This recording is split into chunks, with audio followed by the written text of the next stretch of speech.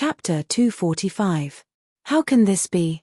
Does Imperial Father intend to split the Dian dynasty? Qin Huayuan shook his head. Cold sweat dripped down Yu Qiyang's forehead. The more he thought about it, the more frightened and disappointed he became. He took a few steps forward and grabbed Qin Huayuan's hand. Could it be that Imperial Father already felt that the Dian dynasty was hopeless?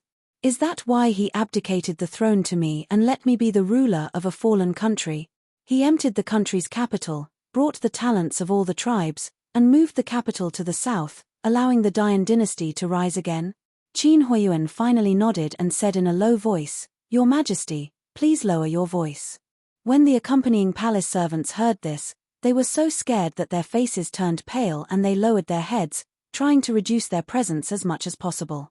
However, Yu Qiyang didn't pay attention to Qin Huayuan's reminder. He just stared at him blankly. After a long time, he suddenly laughed out loud. Ridiculous, truly ridiculous. Did I ascend the throne just to be the ruler of a fallen country? Your Majesty, please calm down. Qin Huayuan could understand that Yu Qiyang couldn't take the blow and lost control of his emotions. However, it was inappropriate for him to lose control like this. Your Majesty, you don't have to think about this right now. In any case, you've already stopped the retired emperor.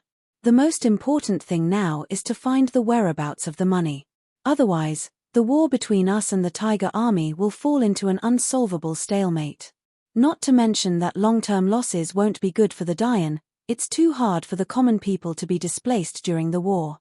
Yu Qiyang was still immersed in his sadness. He didn't take Qin Huayuan's advice to heart and just walked back in a daze. Qin Huayuan frowned and sighed as he followed him. He continued to chase after the emperor and advised, "Your Majesty, you should consider investigating the people who came with you first. Perhaps someone will know the whereabouts of the huge sum of money." The news that the retired emperor almost left the capital with his confidants quickly reached Qin Yining's ears. She lowered her eyes and played with the lid of the white porcelain teacup on the square table. After a while, she put down the lid with a ding. This old man has never done a single good deed in his entire life. He was too brainless and too selfish. At this moment, he didn't want to stand with the new emperor against a common enemy. At the very least, he didn't want to drag him down. He only thinks that he can find another place to continue being the emperor, but he doesn't think that there are no unbroken eggs when the nest is overturned. That's right, Miss often says that the new emperor's political vision is not sharp enough, but this servant feels that not only is retired emperor's vision not sharp enough, his character is also extremely poor. Ji Yun brought over a covered bowl to refill Qin Yining's tea. Don't let the girl worry about this. You don't know how to persuade her, but you still let her do whatever she wants. Bing Tang came in with the medicine and frowned. You haven't even recovered yet, and you're already worrying about these things. Do you think that bleeding is a small matter? There will definitely be scars on your shoulders. Even if you use my medicine, I don't know if there will be any scars left. Now that you have the opportunity to cultivate in seclusion, why don't you take advantage of this opportunity to recuperate? It's better to not get involved with the outside world. Yes. I'll listen to you, Dr. Tang. Qin Yining was almost scared of Bing Tang's bitter medicine these past few days. Even though she wasn't picky about what she ate and wasn't afraid of bitterness, in addition to taking medicine and acupuncture every day, she still had to face Bing Tang's cold face and constant nagging. Only now did Qin Yining deeply understand how unwise it was for a patient to offend a doctor. Seeing Qin Yining's helpless and cowardly appearance, Ji Yun and Qiu Lu couldn't help but laugh. Even Bing Tang was amused by Qin Yining's appearance. As they were chatting and laughing, a series of hurried footsteps suddenly came from outside, followed by a deep male voice. Daoist Master. Is Daoist Master here? Qin Yining still hadn't gotten used to the identity of Daoist Master Xuansu. When she heard someone call her that, she didn't immediately react. She blinked and said, "Who's outside?" Replying to Daoist Master, "The city is currently in chaos. Daoist Master and the other sisters, please guard the door carefully and don't go out." The imperial bodyguards were ordered to protect Qin Yining. Naturally, they didn't want anything to happen to Qin Yining. They also wanted to show off in front of her. Qin Yining asked in surprise, "What chaos in the city? What's going on outside?" The imperial bodyguard said, replying to Daoist Master, "It said that Prince Ning fell into little Wang Yi's trap. The tens of thousands of people he brought were either killed or captured. Wang Yi was also seriously injured and was sent back to the city for treatment."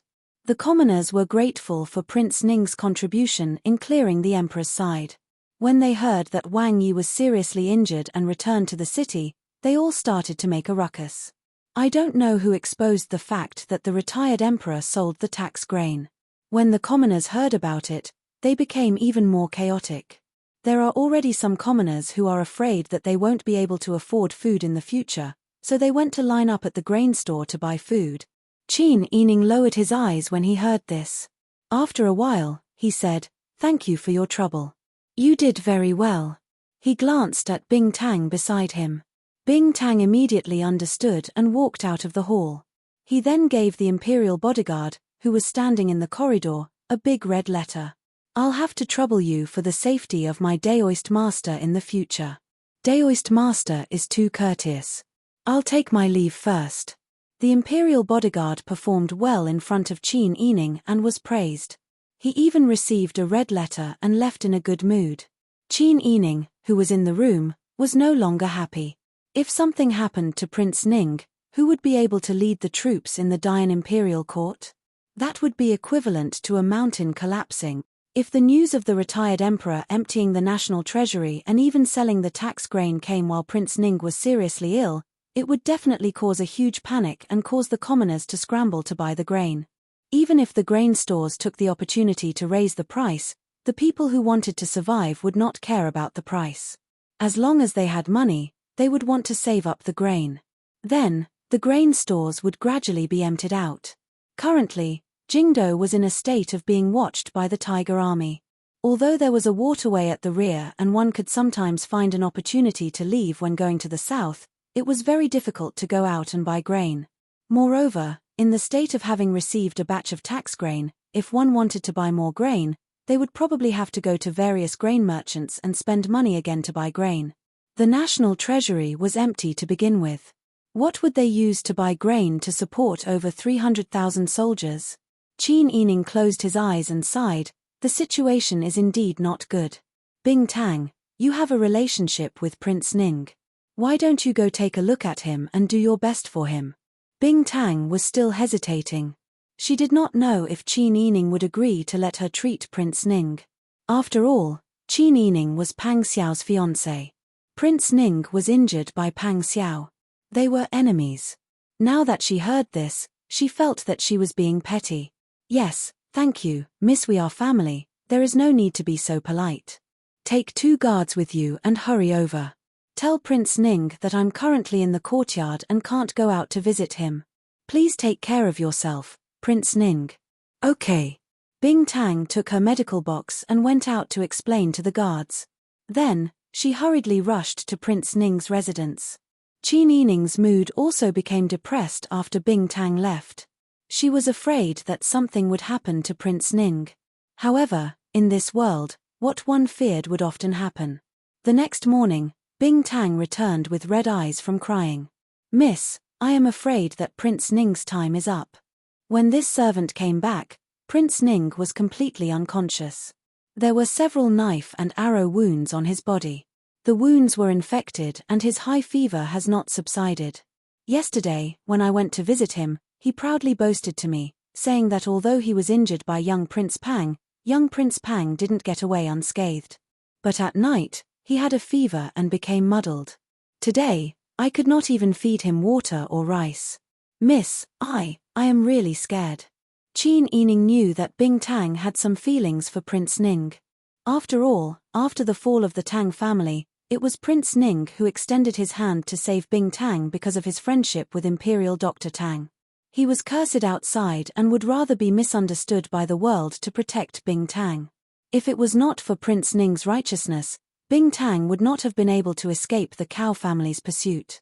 The Cao family was used to being lawless. Thinking about how the demon empress cooked human flesh, it was possible that they caught Bing Tang and skinned him. Although Prince Ning was unrestrained and a little lecherous, he was a person who knew what was right and what was wrong. In the current Dian dynasty, only Prince Ning had the qualifications and prestige to command the army to fight against Daeju. If something really happened to Prince Ning, the morale of the army would be in chaos. Chapter 246. In fact, Qin Yining was very terrified. This feeling of destiny was like the collapse of a mountain and the roar of a gale.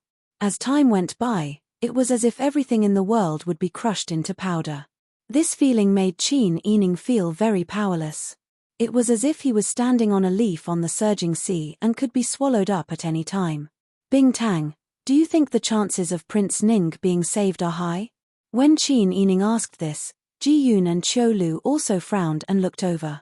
Bing Tang sniffed and shook her head with a dispirited expression. Prince Ning's injuries are too serious and he lost too much blood. In addition, he is not young anymore. The infection of his wound is very serious. Not everyone can survive this kind of situation. When this servant came back, the emperor personally went to see him. All the imperial physicians in the imperial hospital gathered together to think of a solution, but the situation did not improve.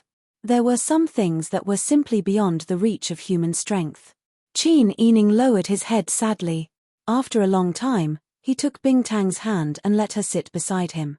He said faintly, "Everyone has their own fate. Some things will happen, just like how everyone will be born, grow old, get sick, and die. We will all die one day. Prince Ning is a good man. Everything he did was from the bottom of his heart. He followed his heart in this life. He cleaned up the emperor's side and fought against foreign enemies. Even if something bad happened, it was a glorious ending for a military general. Everything he did not lose his integrity as a member of the imperial family. He is a hero, not a coward." Bing Tang nodded with tears falling down her face. This servant knows. To be honest, I was born in a medical family and learned medical skills from a young age. This servant knows more about what life is and has seen many births, old age, illness, and death. Most of the time, I don't feel sad when I see these. But this time, seeing Prince Ning dying, I realized that I still can't harden my heart. Although he did some things wrong, he is a good man in general. He is worthy of the word human. Qin Yining nodded sadly. Qiu Lu and Ji Yun were also very sad. I still can't go out. You go take care of Prince Ning. He has done you a favor. As a person, you can't be ungrateful. What's more, wasn't Prince Ning still fine? If you do your best to treat him, you might be able to see a miracle. After a while, Qin Yining pulled himself together and encouraged Bing Tang. You have some skills, so you can give it a try. If you don't succeed even after trying your best, then don't regret it. Bing Tang nodded heavily and wiped his tears. His gaze became much more determined. All right, I'll take a look at Miss first. If there's nothing serious, I'll go to Prince Ning's mansion after the prescription is written. Your body is still weak. The loss of blood this time has damaged your foundation. You won't be able to recover in a short period of time. You have to pay attention to your recuperation. I know. Bing Tang checked Qin Yining's pulse carefully and checked the wound on her shoulder. She changed the medicine again. After making sure that everything was fine, she left the yard for Prince Ning's mansion. In the evening, Qin Yining went to bed early in the morning. He reclined on a soft, light blue pillow and hugged Bai as he lay on the bed in a daze. Only then did Ji Yun approach him hesitantly. Miss Qin Yining turned around and saw Ji Yun standing outside through a thin layer of gauze. He smiled and said, "Come in and talk, in case there are mosquitoes." Ji Yun nodded and carefully closed the screen door. She stood beside Qin Yining. Qin Yining asked, "What's wrong? You seem to have a lot on your mind today." Ji Yun hesitated and said, "I do have some questions. Please don't be angry." Qin Yining saw her like this and said with a smile, "Do you want to ask me about Pang Zhishi?" Ji Yun looked at Qin Yining in surprise. After a while, she nodded and said, "Yes, Mrs. Guess is very accurate. How could I have guessed it correctly? Your thoughts are written all over your face." Qin Yining sat up straight and said, "Actually, I won't hide it from you. I've been thinking about him for the past 2 days. Previously, I was also confused and didn't know what was the right thing to do when I was stuck in the middle. For example, Prince Ning was injured by him. If I were to side with him, would I not have asked Bing Tang to treat Prince Ning's illness? If he knew that I asked Bing Tang to treat Prince Ning's illness, would he be angry? Ji Yun nodded with every sentence she said.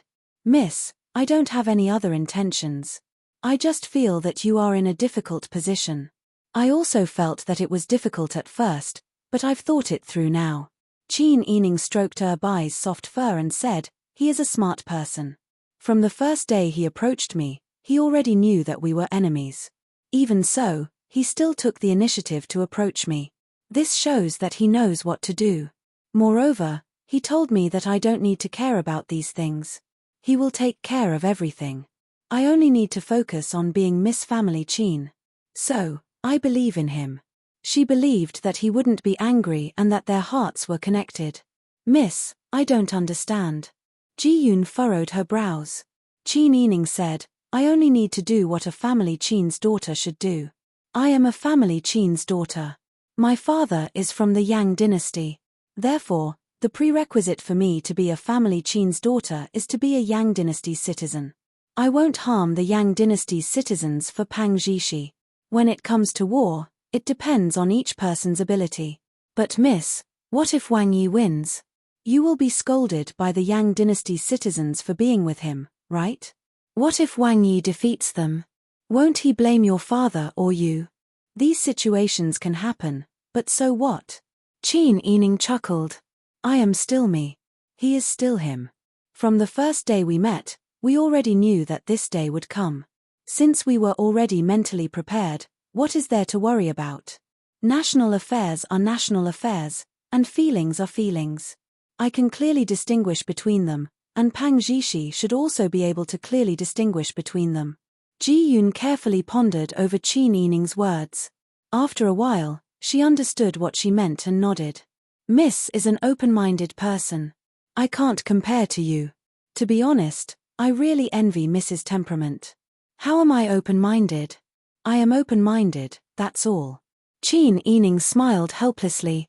Things have already happened, and we can't change reality. The only thing we can do is to follow the will of heaven and do our best to follow our hearts. Can't you see it? A person's life is like that. A lifetime will pass very quickly. If you can hold on to it now, don't let go. Since Pang Zhishi and I have already come to this point, I won't hold a grudge against him because of the grudge between our country and me. I won't deliberately set him up. If I really had such thoughts, I wouldn't have agreed to be friends with him from the very beginning. As for our positions, we are indeed enemies. Perhaps there will be times when we can't directly confront each other, but I will only fight with him fair and square. Ji Yun's face was a bit hot. She was indeed a bit worried that Qin Yining would use her identity to scheme against Pang Xiao. After all, Pang Xiao didn't guard against Qin Yining. If she was wholeheartedly devoted to her country and deliberately schemed against Pang Xiao, it would be difficult for Pang Xiao to escape from her trap. She didn't directly ask, but Qin Yining sensitively answered her question. Qin Yining saw her like this and only smiled faintly. I have always believed that people can play politics and scheme, but they can't play with feelings. Especially the feelings of a person who truly cares for you. Miss is extremely right. I have been thinking too much. What are you saying? You are loyal, so it is only right for you to ask. Ji Yun couldn't help but smile when she heard this. She changed the topic and said, right now, your 100 disciples have already moved in, and the main hall in front has also been renovated. His Majesty's intention is that the front courtyard can be opened tomorrow. I believe that there will be rumors outside that many pilgrims will come to pray for blessings. Fortunately, there are still 100 obedient disciples who can deal with the people outside. I can't be bothered to deal with them at the front. Moreover, I am not a saintess or a Daoist nun. When the time comes, I am afraid that I will be exposed if I speak. Miss is so smart. Even if you casually speak nonsense, the commoners will also believe it. Just as Ji Yun finished speaking, she heard footsteps outside. Qin Yining and Ji Yun looked at each other, and the two of them looked downstairs through the screen. They saw the imperial guard at Chuehua Gate walking downstairs and cupping his hands at them, replying to Daoist, "A large number of commoners have gathered outside Xuanzu Temple, and they are all clamoring to see you. Because it is already late, the people guarding the gate don't dare to let them in. After persuading them, they refused to leave. Now, there are more and more people, and they are almost blocking the entrance of the courtyard." Qin Yining asked curiously, "What are the commoners doing here in the middle of the night?" "His Majesty's order to open the courtyard, isn't it tomorrow?" That imperial guard said. "This humble one has gone to inquire. The commoners have been especially unsuccessful in buying grain in the city today. The grain merchants have raised the price of grain to 10 taels of silver per catty." 10 taels of silver. Qin Yining was speechless in shock. She understood after thinking about it. She had truly underestimated the black heart of the grain merchants.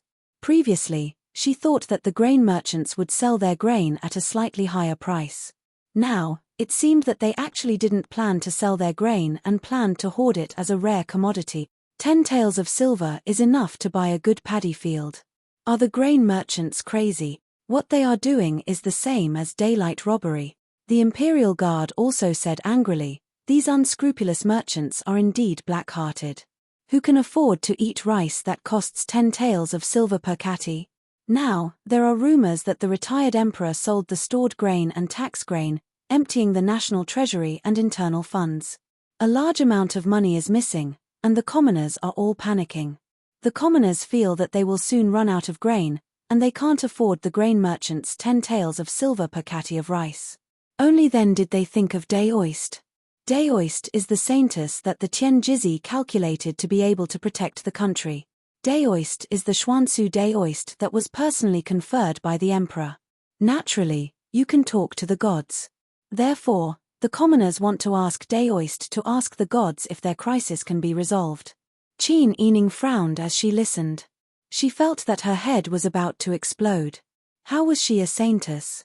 In the beginning, she was only forced to give herself a protective amulet. Who knew that things would develop to this point? Not only was she forced to cultivate, but she was also crowned with the exaggerated title of saintess. She couldn't even resist or decline. Asking her to ask the gods. If she could communicate with the gods, would she still be locked in this golden cage? Asking her to speak like a flowery lotus and be a divine stick was simply forcing a duck to a perch. "Young lady, what do you plan to do?" Ji Yun was a little worried. This matter is very difficult to handle. Young lady is the Xuanzu Daoist that was personally conferred by the emperor. If you are unwilling to appear, I'm afraid that you will offend the emperor. If you appear and say something bad, it will also be bad for your reputation. Chapter 247. How could Qin Yining not know that this was a difficult situation? She was in a difficult situation now. She never would have thought that the plan she used to avoid the fate of being eaten by the demon empress would push her into such a dangerous situation. "Don't make a fuss. I'll go out quietly to take a look before making a decision." The guard outside the window immediately acknowledged. Qin Yining stood up, carried her by, and led Ji Yun and Qiu Lu downstairs. Looking down the mountain from the white marble platform, she saw that the main hall at the foot of the mountain was brightly lit. The lake reflected the light. Even though she couldn't see the entire courtyard, she could imagine that it was as bright and luxurious as a celestial palace. Her gaze crossed the lake and looked outside. She saw a black mass of people moving. Because it was too far away, she couldn't hear what they were saying, but she could hear the buzzing of voices. It should be past curfew now, but the citizens are all gathered here and not willing to go home. This shows how chaotic the city is now. The people from the 5 cities warden's office are most likely gathered at the entrance. Spiritual Master is right. The people from the 5 cities warden's office are indeed guarding the entrance. They won't listen to anyone's advice. The law can't punish the masses, and they can't do anything to the citizens for fear of causing more chaos. They are in a terrible fix now. The guard saw the situation outside and was also worried. Qiu Lu said, "Miss, there are so many people. What will you do? What should she do? Should she meet them or not? If she didn't meet them, the citizens wouldn't leave. Even if it wasn't her intention, the citizens had already worshipped her as the saintess. But if she met them, what could she, a little girl, say? She couldn't do anything. What should she do? Let me think. Qin Yining pursed her lips and fell into deep thought. Ji Yun and Xiao Lu didn't dare to disturb her. They only held their fans and helped her chase away the mosquitoes that occasionally flew over. At the same time, in the Marquis of Anping's residence, Qin Huayuan heard Qi Tai's reply and stood up immediately. He walked around the ground like a headless fly. Not good. This is not good. That's right, Lord Marquis. Right now, Xuansu Temple is surrounded by tens of thousands of commoners. If we don't handle this properly, what will we do if the commoners rush in? Even if the imperial bodyguards in B Courtyard were highly skilled in martial arts, how many nails could they crush if their bodies were made of iron? Tens of thousands of commoners trampled him to death. Is there any movement from Prince Ning's mansion? Is His Majesty still in the palace? His Majesty has already returned to the palace. Prince Ning is still unconscious. Qin Huayuan frowned and clenched his fists behind his back. If this matter was not handled properly, it might really cause public resentment and cause Qin Yining to lose his life. Even if the common people didn't turn into a mob and rush into the courtyard, if their reputation was ruined, it was inevitable that there wouldn't be any trouble. They might even be used by the Zhou dynasty and Taitan people. Prepare the carriage. Let's go to the villa first. We can't just sit and wait at home. Let's go and check out the situation first. Yes. Qi Tai hurriedly went to prepare the carriage. Qin Huayuan hurriedly changed his clothes. When he went out, he ran into Second Master and Third Master. They had heard that the commoners had surrounded B Courtyard and were worried that Qin Yining would be in trouble. The three brothers hurried to B Courtyard together. In the carriage, Qin Huayuan, Second Master, and Third Master discussed in low voices how to handle this matter. Qin Huayuan had a solution, but he couldn't get in touch with Qin Yining. He couldn't give any advice. The three of them were so anxious that they were covered in sweat. The closer they got to B Courtyard, the denser the crowd became.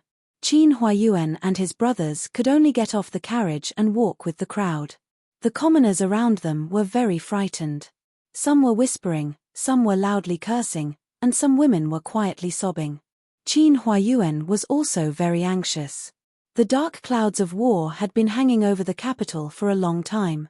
After years of war, coupled with the tyranny and exploitation of the incompetent emperor, the commoners in the capital already felt that their lives were dark. They didn't need to think about how the commoners in other places were feeling. Finally, a great hero had appeared.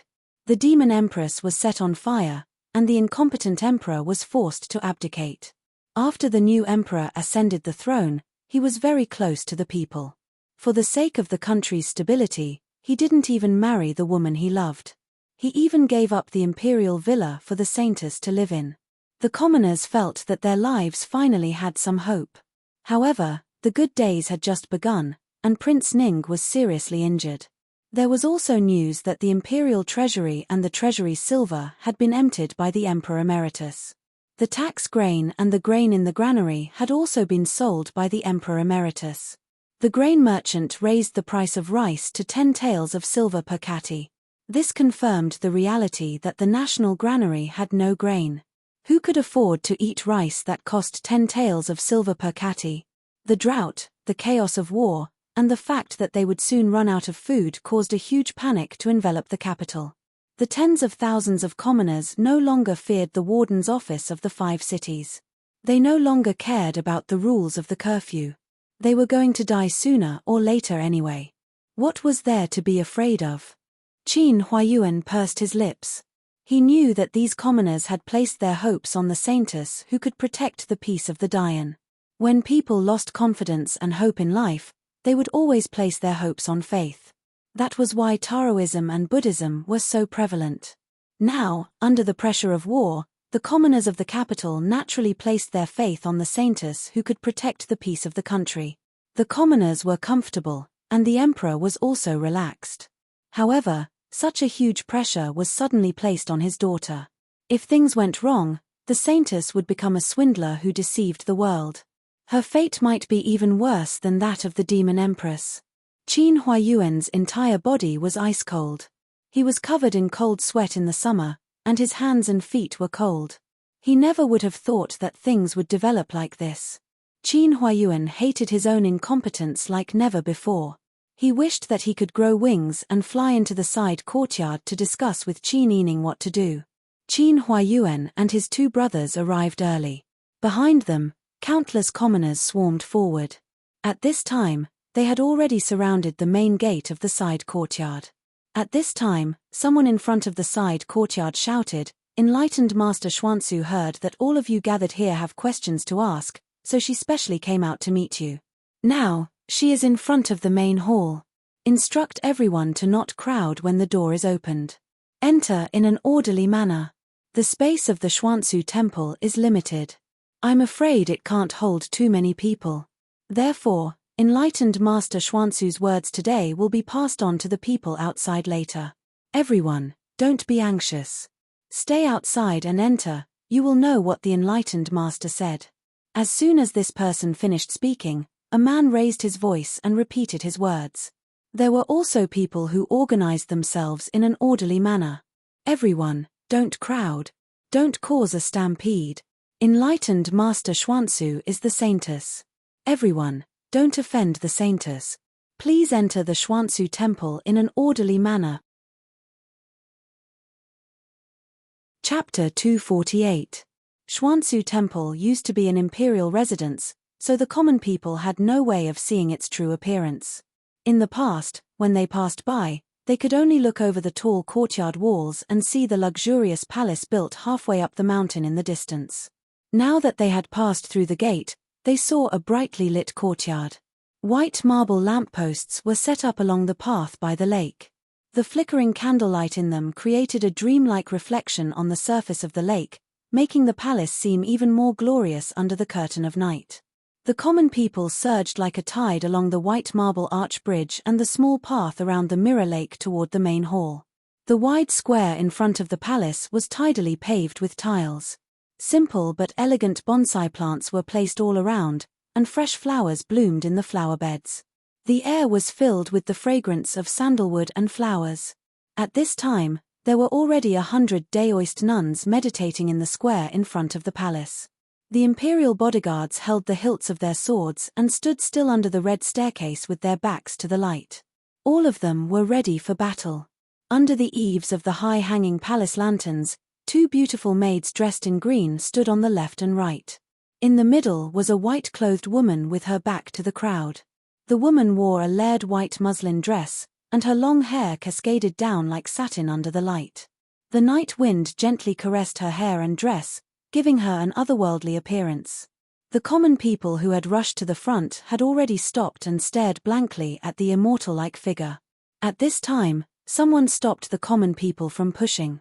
Soon, the square in front of the palace, the arch bridge, and the path by the lake were filled with people. There were also many common people who didn't even have the chance to get close.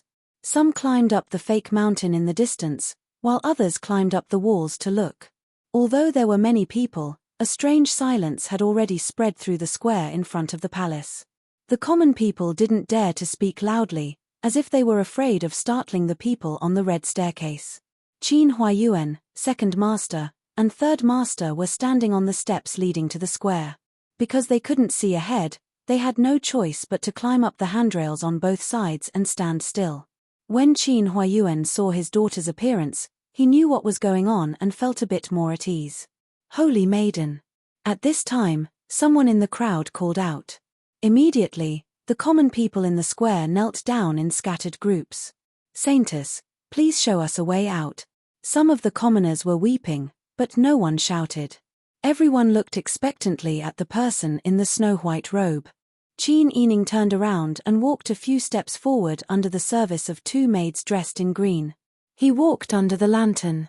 The people nearby could clearly see her appearance, and their eyes were fixed on her.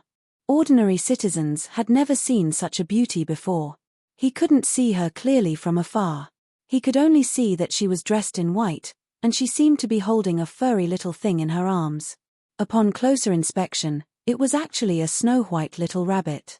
With Tianjiz's approval, and now seeing such a person in person, the people were even more convinced of her. Standing in front of the magnificent hall, the sense of mystery and holiness was even stronger than before. This little girl is not talented and is only a woman. To be able to obtain the emperor's trust and follow the imperial edict to pray for the country is truly a blessing of 3 lifetimes. All day long, I can only contribute my meager strength. Today, to be able to see all my fellow villagers, it is truly an honor. May I know why everyone has come here today? The courtyard had its back to the mountain and faced the water. When it was built, it was considered that some ceremonies would be held, and the emperor would give a speech. As such, the building was very well built. Qin Yining didn't shout herself hoarse, and the common people near the square could clearly hear her voice. The sense of holiness was even stronger. At this time, a woman gathered her courage and asked, "Holy Maiden, do you think we can survive? The heavenly Tao is a cycle. Everyone's fate is determined. However, the heavens are virtuous and always leave people with a chance to live. As long as you persevere, you will definitely see hope." When the common people heard this, their expressions changed, and some hope appeared in their hearts. Some people whispered in each other's ears, but the atmosphere became lively. Another person asked, "Holy Maiden, will we be able to defend the capital? The current emperor is a wise ruler, and the soldiers guarding the capital are all hot-blooded men who wholeheartedly serve the country. As long as everyone is of one mind, doesn't panic, doesn't cause chaos, doesn't do anything that will endanger the Dian court, and doesn't add additional burdens to the soldiers guarding the capital, I believe that as long as we do our best, even if the process will be difficult and bumpy, the result will definitely be good, and everyone will definitely be able to survive." When these words were spoken, the common people's faces finally showed a smile. Their greatest fear was that the mountains and rivers would shatter, and they would lose their homes. To put it bluntly, everyone was afraid of death. Now that they heard their holy maiden say that as long as they did their best, everyone would be able to cross this hurdle, and their hearts were finally at ease. In the crowd, second master and third master were dumbfounded. They didn't know that their niece was actually a swindler, and that she was able to suppress such a large crowd. Qin Huayuan finally felt relieved. From the beginning, he was worried that Qin Yining would appear timid in front of so many people. His otherworldly temperament would naturally be discounted, and the words he said would not be convincing. In fact, Qin Yining's words were just a cliché. Although he said it in a dignified manner, in reality, there was still room for negotiation.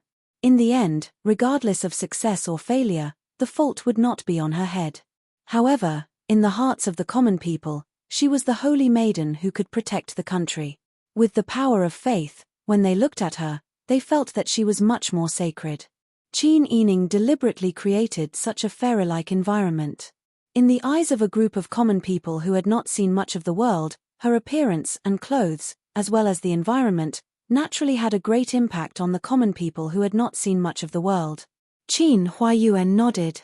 It seemed that his daughter had already understood the key to the current situation. Since she had already been labeled as the saintess, she could only maintain this identity. If she was pulled down, she would only die a horrible death.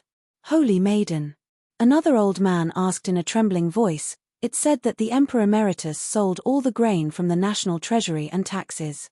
There's no more grain in the granary. We, the common people, don't have much grain in our homes. However, the unscrupulous merchants sold the grain at 10 taels per catty. Holy Maiden, can you punish the unscrupulous merchants and make them hand over the grain?" "That's right, Holy Maiden. The unscrupulous merchants are too hateful."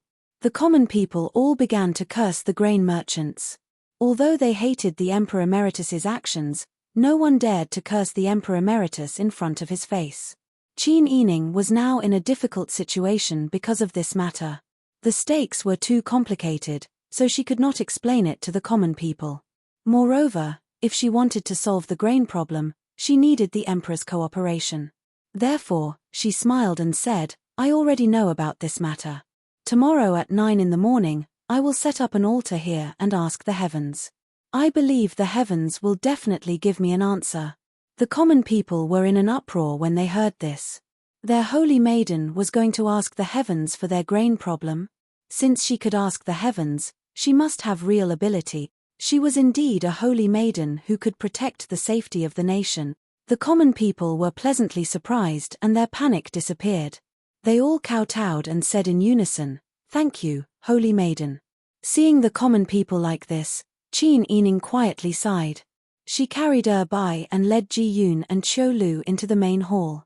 An imperial bodyguard came forward to organize the common people to leave. He said loudly, "Everyone, don't push. Walk slowly." Qin Huayuan, second Old Master, and third Old Master stood in the corner. They finally sighed in relief when they saw the common people obediently leave like the tide. My niece is not ordinary. She can even control the situation in front of tens of thousands of people. If it were me, I would have been stunned long ago. Second Old Master patted his chest. Chapter 249. Qin Yining returned to the rear hall halfway up the mountain. Her face was deathly pale as she breathed a sigh of relief. She wiped her forehead, and her hands were covered in cold sweat. Her heart was also beating wildly. Qiu Lu hurriedly wrung a handkerchief to help her wipe her face. She said with lingering fear, "You really scared this servant to death just now." There were so many people, a black mass of people. If they had rushed in, a mouthful of saliva from each of them could have drowned us to death. Luckily, Miss was quick-witted and answered the questions so cleverly. If we had provoked the public's resentment, wouldn't we have been trampled to death right now? Qin Yining took the honey water that Ji Yun brought over and drank a bowl. Only then did she feel alive. "I'm quick-witted. I was so nervous that I almost died." Putting down the white porcelain bowl, Qin Yining stroked her chest and said, "Do you think it's so easy to pretend to be a swindler? In that kind of situation, I had to weigh every word carefully, not daring to say a single wrong word. Moreover, I had to act like a saintess. However, you all know best what kind of person I am. How could I have the aura of an otherworldly immortal? I had to think of what to say, and what actions to take. Fortunately, I had already guessed some of the questions they were going to ask. Otherwise, I wouldn't have known what to do. Isn't that so? When I was supporting Miss was constantly trembling. It made me so nervous that I also trembled." Ji Yun smiled bitterly. How did Miss predict that they would ask those questions in advance? This isn't difficult. At this critical juncture, I can still guess what the public is concerned about. Just as Qin Yining was speaking, a guard came in from outside. Replying to Reverend, "People from the Marquis of Anping's estate have come." Qin Yining was delighted to hear this and hurriedly said, "Quickly invite them in." She hastily went downstairs with Ji Yun and Qiu Lu. Upon seeing Qin Huayuan, second Old Master, and third Old Master, Qin Yining smiled happily. Not only were their clothes drenched in sweat, but they were also wrinkled like salted vegetables. Qin Yining knew that the three of them must have been huddled together with the crowd just now. They must have heard the news and rushed over to the villa. Qin Yining bowed emotionally. "Father, second uncle, third uncle, it's so late. I had to trouble you to make this trip. You're welcome. Third Old Master and third Old Master. Throat, and my throat. Yining in." As she spoke, she gave Qin Huayuan, second Old Master, and third Old Master each a big bowl. Qin Yining stood to the side, holding a jug to refill their cups. He helped his father and two uncles drink half a jug of iced sour plum soup before they put down their bowls. "We rushed over as soon as we heard the news. Unfortunately, there were too many people, so we had to abandon the carriage and walk along with the crowd. Father saw your performance just now. You did very well." Qin Huayuan smiled. Qin Yining blushed and said, "Father and uncles saw it. I was just putting on an act." Second Old Master laughed and said, "You pretended well. You pretended quite well. You were even hugging a little rabbit. Under the light, you looked like Chang'e. The commoners have never seen such a scene before. Just by looking at your appearance, they were already intimidated." "That's right. It's very good that you're like this. Otherwise, no one would believe your words." Third Old Master also said. Qin Yining said, "It's precisely because I was afraid that my words wouldn't be effective that I came up with this plan. In any case, We managed to deal with the crisis for the time being. You said that you were going to set up an altar to inquire about the heavens tomorrow. What are you going to do when the time comes? Qin Yining smiled bitterly. How would I know how to set up an altar? I don't know anything. When the time comes, I can only ask a proper Daoist priest to teach me. I believe that if I follow the steps, I won't make a fool of myself. As for how I'll give the commoners an explanation, that will still be up to His Majesty. Qin Huayuan raised his eyebrows when he heard this. So you're saying that you've already thought of a solution to the food problem? Daughter doesn't know if the problem can be solved easily. I was just about to discuss it with father. Didn't father come with a tacit understanding? Qin Huayuan smiled when he heard this. Qin Yining was just about to tell him the solution he had thought of when a sharp voice came from outside. His Majesty has arrived. Qin Yining frowned when he heard this. It was already so late. Even if something big had happened outside and the emperor wanted to ask about the situation, he could just send someone he trusted. Why would he need to personally come out of the palace?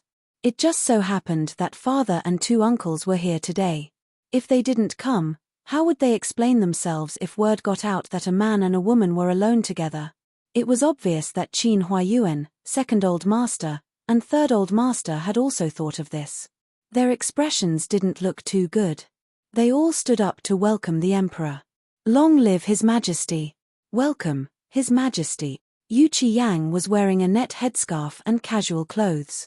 He even wore a pair of soft-soled boots that he wore indoors. Because he walked in a hurry, his face was flushed and his brows were deeply furrowed. It was obvious that he had rushed over after hearing the news. When he entered the room, Yu Qiyang didn't see anyone else. He only saw Qin Yining, who was wearing a snow-white silk jacket and skirt. He anxiously supported her with both hands. Xuansu, are you all right?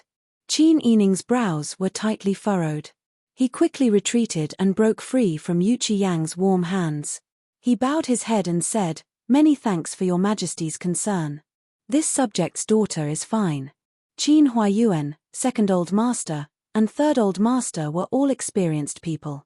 When they saw the emperor's undisguised adoration for Qin Yining, they all understood. Although Qin Yining had been forced to cultivate, the emperor had never given up on Qin Yining. If Qin Yining had the slightest desire to climb up the social ladder, he probably would have succeeded long ago. This subject greets your Majesty. Qin Huayuan, 2nd Old Master, and 3rd Old Master all bowed deeply. Yu Qiyang finally noticed that there were other people in the room. He coughed awkwardly and said, "You may rise." "Many thanks, Your Majesty." Yu Qiyang sat down in the main seat in the room and asked, "Zhen had just returned to the palace when we heard that the citizens of the city had gathered here. We immediately rushed over.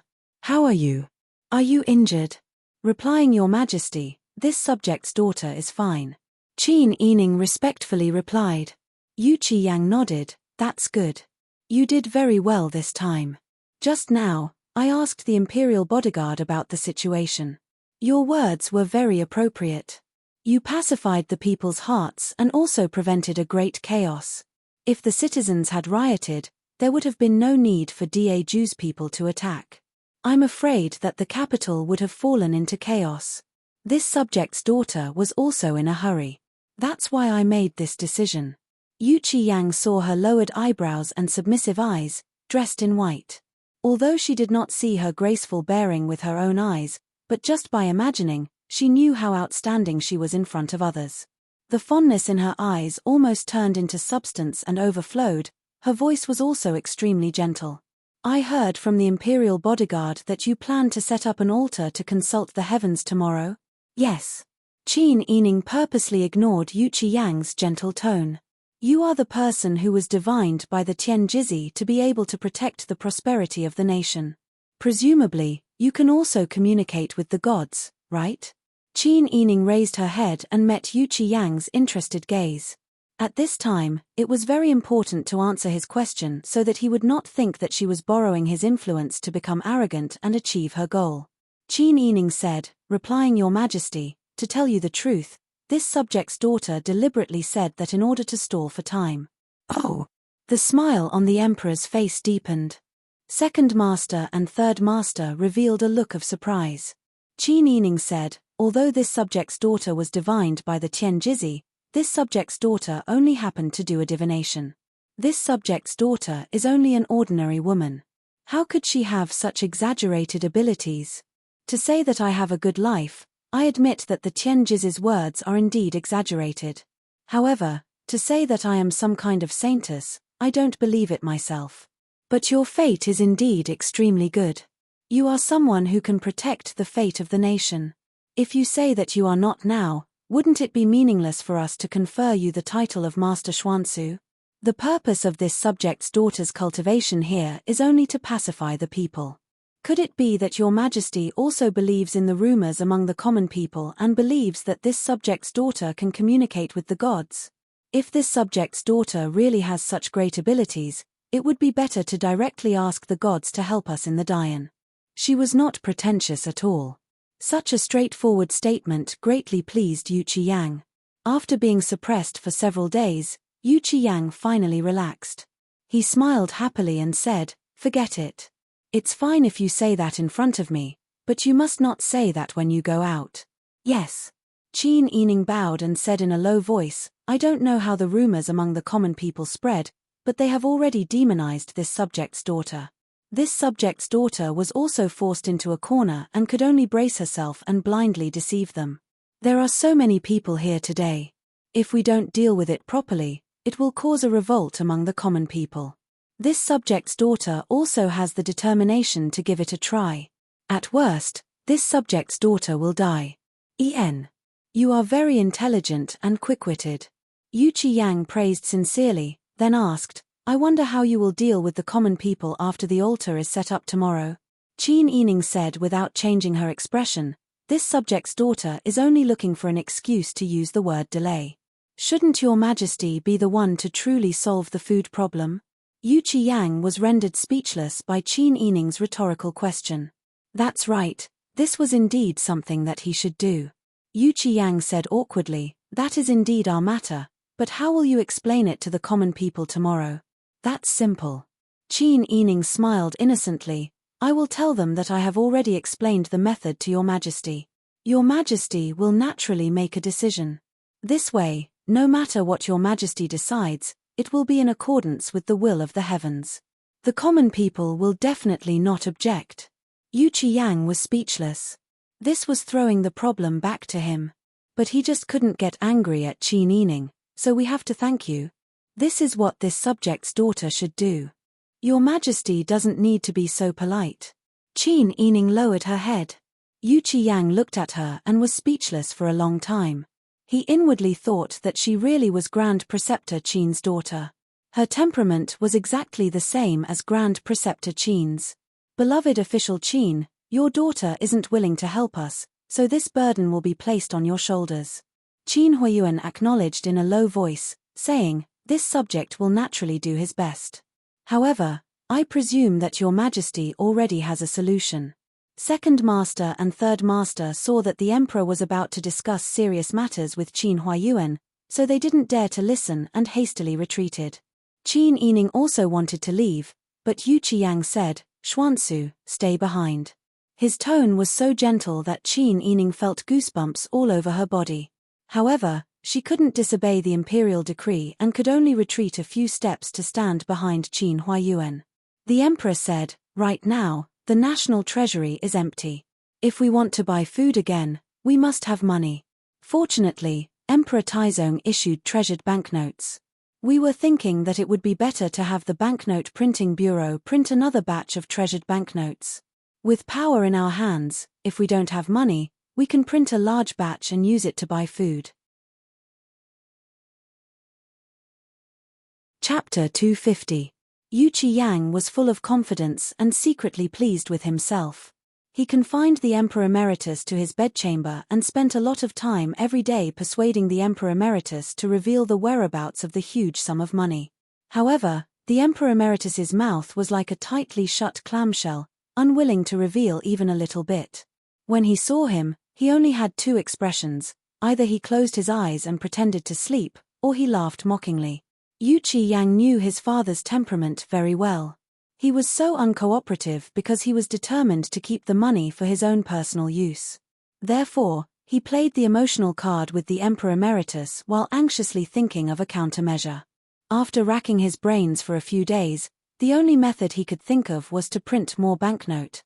Although he knew this method wasn't a long-term plan and it was very likely that the Dayan banknotes would become worthless, he couldn't think of anything else to solve this urgent problem. Even the smartest person wouldn't be able to come up with a better idea. Unexpectedly, after Yu Qiyang finished speaking, he didn't see the surprise on Qin Huayuan and Qin Yining's faces that he expected. "Beloved Minister Qin, do you think this method of ours will work?" Qin Huayuan muttered to himself for a moment and said, "Your Majesty is wise. This method can be considered a good idea." Qin Yining lowered his eyes and was a little surprised by his father's words. However, after thinking about it, he understood. It seemed that his father was well versed in the ways of an official. When talking to the emperor, the first thing he had to do was to make the emperor happy. Only when the emperor was happy could the following advice be carried out smoothly.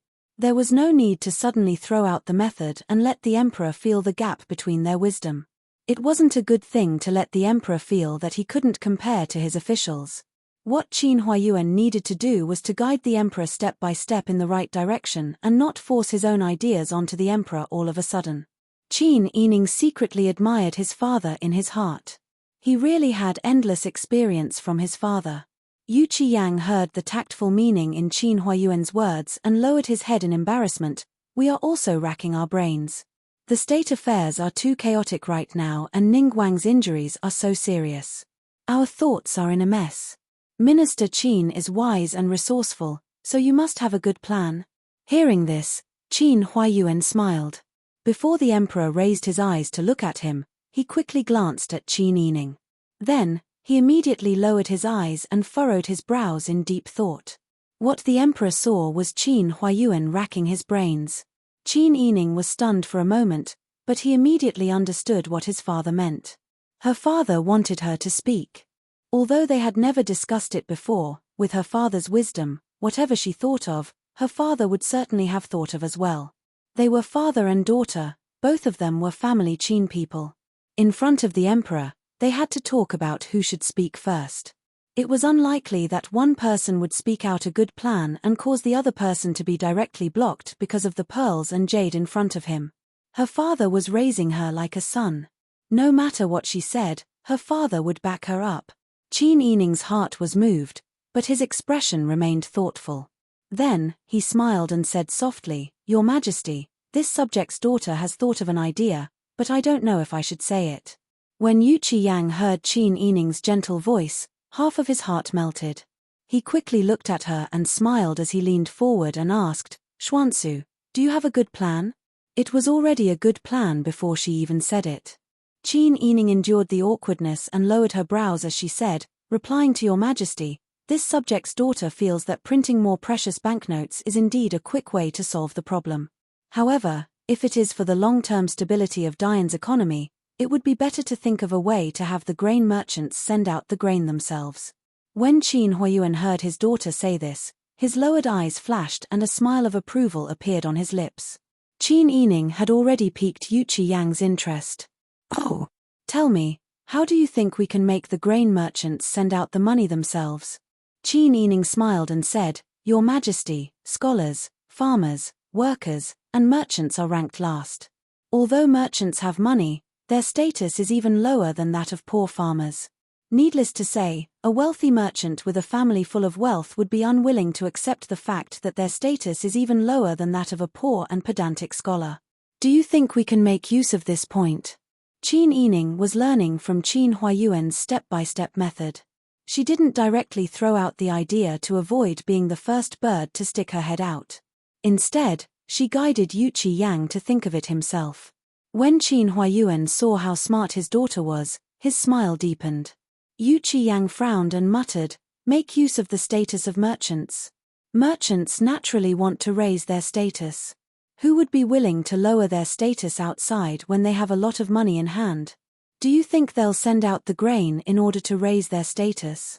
Qin Yining saw that Yu Qiyang didn't understand, so he could only continue to guide her. "Yes, think about it.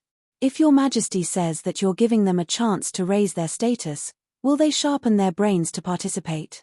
Yu Qi-yang immediately nodded, of course they're willing.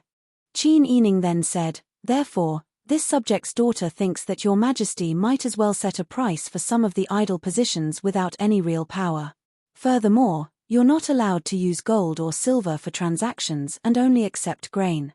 I believe that this way, not only the grain merchants in the capital, but also other merchants from all over the country will do everything they can to exchange gold and silver for grain to buy official positions. This is a great opportunity to make a comeback. This way, you won't have to worry about the chaos caused by the printing of treasured banknotes. You can just manage these officials with idle positions without any real power. Wonderful! Wonderful! Yu Qi-yang clapped his hands and said excitedly, Xuancu's idea is very good. This way, there won't be any problems with the printing of treasured banknotes. Zhen only needs to manage these people carefully. He then looked towards Qin Huayuan, beloved official Qin, what do you think? This subject thinks that this idea is very good. This subject also has one more thing to add. If the idle positions are set a price, why don't your majesty set a price for the idle positions of different ranks and let the merchants compete for them? The highest bidder wins. This way, everyone will get what they need. The merchants will be willing to donate grain, and the imperial court will be able to get more grain. Yu Qi-yang nodded repeatedly, very good, very good. Beloved official Qin truly lives up to the name of wise Pan An. When Qin Yining looked at his father, his eyes were bright and full of worship. His father was still the best. It turned out that his father had already thought of a solution. Qin Huayuan smiled at his beloved daughter, then added, moreover, there's another additional benefit to doing this. What's the benefit? Yu Qi-yang stood up excitedly. Qin Huayuan smiled and said, in the past, merchants served the people. To put it bluntly, they were only worried about their own interests. They were only concerned about whether or not their property would be taken away. They didn't think too much about the country's interests. To put it bluntly, it didn't matter to them who ruled the country. However, once these merchants become officials, they are no longer citizens. The stability of the imperial court is directly related to whether or not they can continue to rule and whether or not their status can be guaranteed. Therefore, once this law is implemented, there will be a large number of very wealthy people who will stand on the side of common interests with the imperial court. When Yu Qi-yang heard this, he was immediately stunned. After thinking for a while, he suddenly said, in this way, they will naturally be concerned about whether or not the capital can be defended, and whether or not Dian can be protected. If there is a war and we lack money, they will also take the initiative to donate money. There's no need for Zhen to speak of righteousness. Qin Huayuan smiled and bowed, saying, Your Majesty is wise. Chapter 251. Yu Qi-yang excitedly spun around a few times, then grabbed Qin Huayuan's shoulders and patted him hard. Beloved official Qin, Zhen thanks you. On behalf of the people of Dian, Zhen thanks you for your brilliant plan. Qin Huayuan hurriedly knelt down and bowed deeply. This official doesn't dare. As a Dian official, this official naturally has to think for the people of Dian. This official only did a little bit of my meager strength. How can I let your majesty do this? Your majesty is the ruler of a country, and you need to take care of the entire world. It wouldn't be an exaggeration to say that your majesty is busy every day. To be able to share one of your majesty's burdens is this official's honor. Qin Yining also knelt down and listened to his father's words. In his heart, he secretly remembered his father's flattering words. However, the emperor felt a wave of warmth in his heart. His efforts and contributions were acknowledged and understood. This was something that couldn't be happier. When he looked at Qin Huayuan, other than being a virtuous official and a good teacher, there was also a sense of mutual appreciation. Beloved official Qin, please rise. Then, he looked at Qin Yining with great praise. Xuancu has been taught by beloved official Qin. She is the most intelligent woman in this dynasty. Qin Yining hurriedly bowed. This official's daughter doesn't dare. This official's daughter hasn't seen much of the world. I only know a few things about needlework. How could I dare to receive such praise from your majesty? When the emperor heard this, he couldn't help but shake his head and laugh. He knew that he wasn't proficient in court affairs. Sometimes, when he looked at things, he couldn't see things as accurately as Qin Yining. If Qin Yining only knew about needlework, then wouldn't he not know anything about needlework as well? However, the emperor wasn't a paranoid person and didn't think too much about it. With a solution, Yu Qiyang felt much more relaxed. He then discussed with Qin Yining the matter of setting up the altar tomorrow. After the discussion, Yu Qiyang and Qin Huayuan left together. Qin Yining escorted him to the door. When they reached the Chuehua gate, Yu Qiyang didn't forget to turn around and say, "You should go back quickly. There's no need to escort me. There are many flowers and trees here, so there must be a lot of mosquitoes. Later, I will instruct them to make a large veil to cover the entire loft." When Eunuch Lu, the palace servants accompanying him, and the imperial bodyguards in front of the door heard this, the way they looked at Qin Yining was different. They were even more respectful than before. On the other hand, Qin Huayuan, second Old Master, and third Old Master were all upset. By doing this, could it be that the emperor wanted to treat their family's daughter as a fan? After Yu Qiyang left, Qin Yining, Ji Yun, and Qiu Lu went back to rest early. At this time, in Fengyi Palace, Empress Li Yangyang was wearing a red nightgown. She was sitting cross-legged on the Ahat bed by the window in a daze. Li Mema, who had accompanied her in marriage, advised her in a low voice, "Empress Nyang, don't think too much. His Majesty must have rushed over because there are too many commoners at Xuanzu Temple. He was worried that there would be trouble. No matter how beautiful that little hussy of a family Qin is, she is now a layperson. Moreover, she was personally conferred the title of layperson by His Majesty. What kind of trouble can she cause? No matter what, you are now His Majesty's only empress." Li Yanyan's white hand stroked the long hair that fell in front of her chest. Her eyes were full of sadness and resentment. Although that's the case, His Majesty's heart is still with that woman. Since the selection of consorts, Ben Gong has seen His Majesty's special treatment of the Qin clan. Ben Gong originally thought that I was only destined to be an imperial concubine. I didn't have the life to compete with the Qin clan. However, the heavens took pity on me. Ben Gong became the empress and became His Majesty's only legitimate wife. Since the heavens have given Ben Gong such an illustrious husband, why did they let him refuse to change his heart even after the wedding? Li Yangyang thought of His Majesty's delicate features, elegant demeanor, and gentle smile. Her heart felt warm and sour. Then she thought of how the two of them were about to go to bed. Just as they were about to be intimate, an eunuch suddenly came to report that something had happened at Xuanzu Temple. Then His Majesty abandoned her without saying anything and left. Li Yanyan's burning heart felt like it had fallen into an ice hole. His Majesty wasn't just her husband. She knew that His Majesty didn't belong to her alone.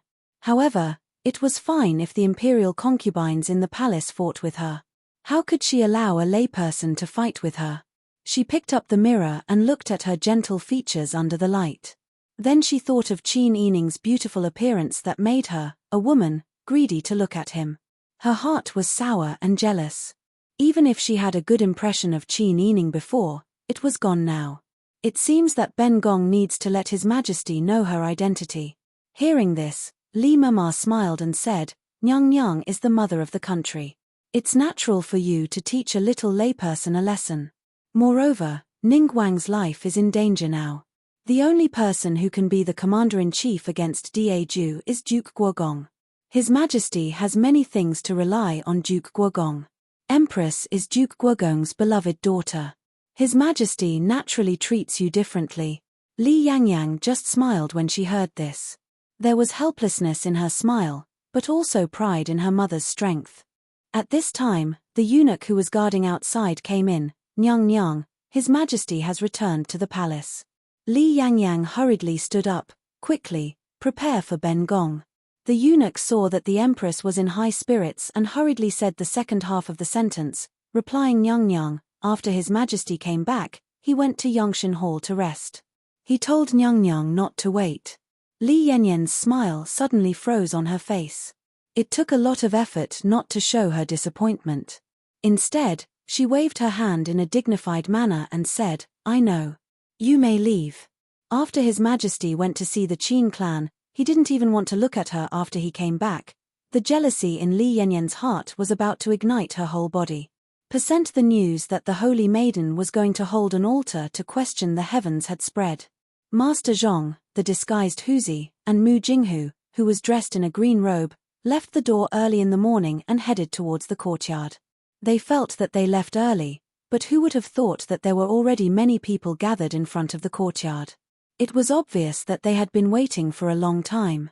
It was boring to wait, but it wasn't convenient to squeeze in if they left. The three of them could only talk in low voices to pass the time while waiting for the courtyard to open and the ceremony to begin.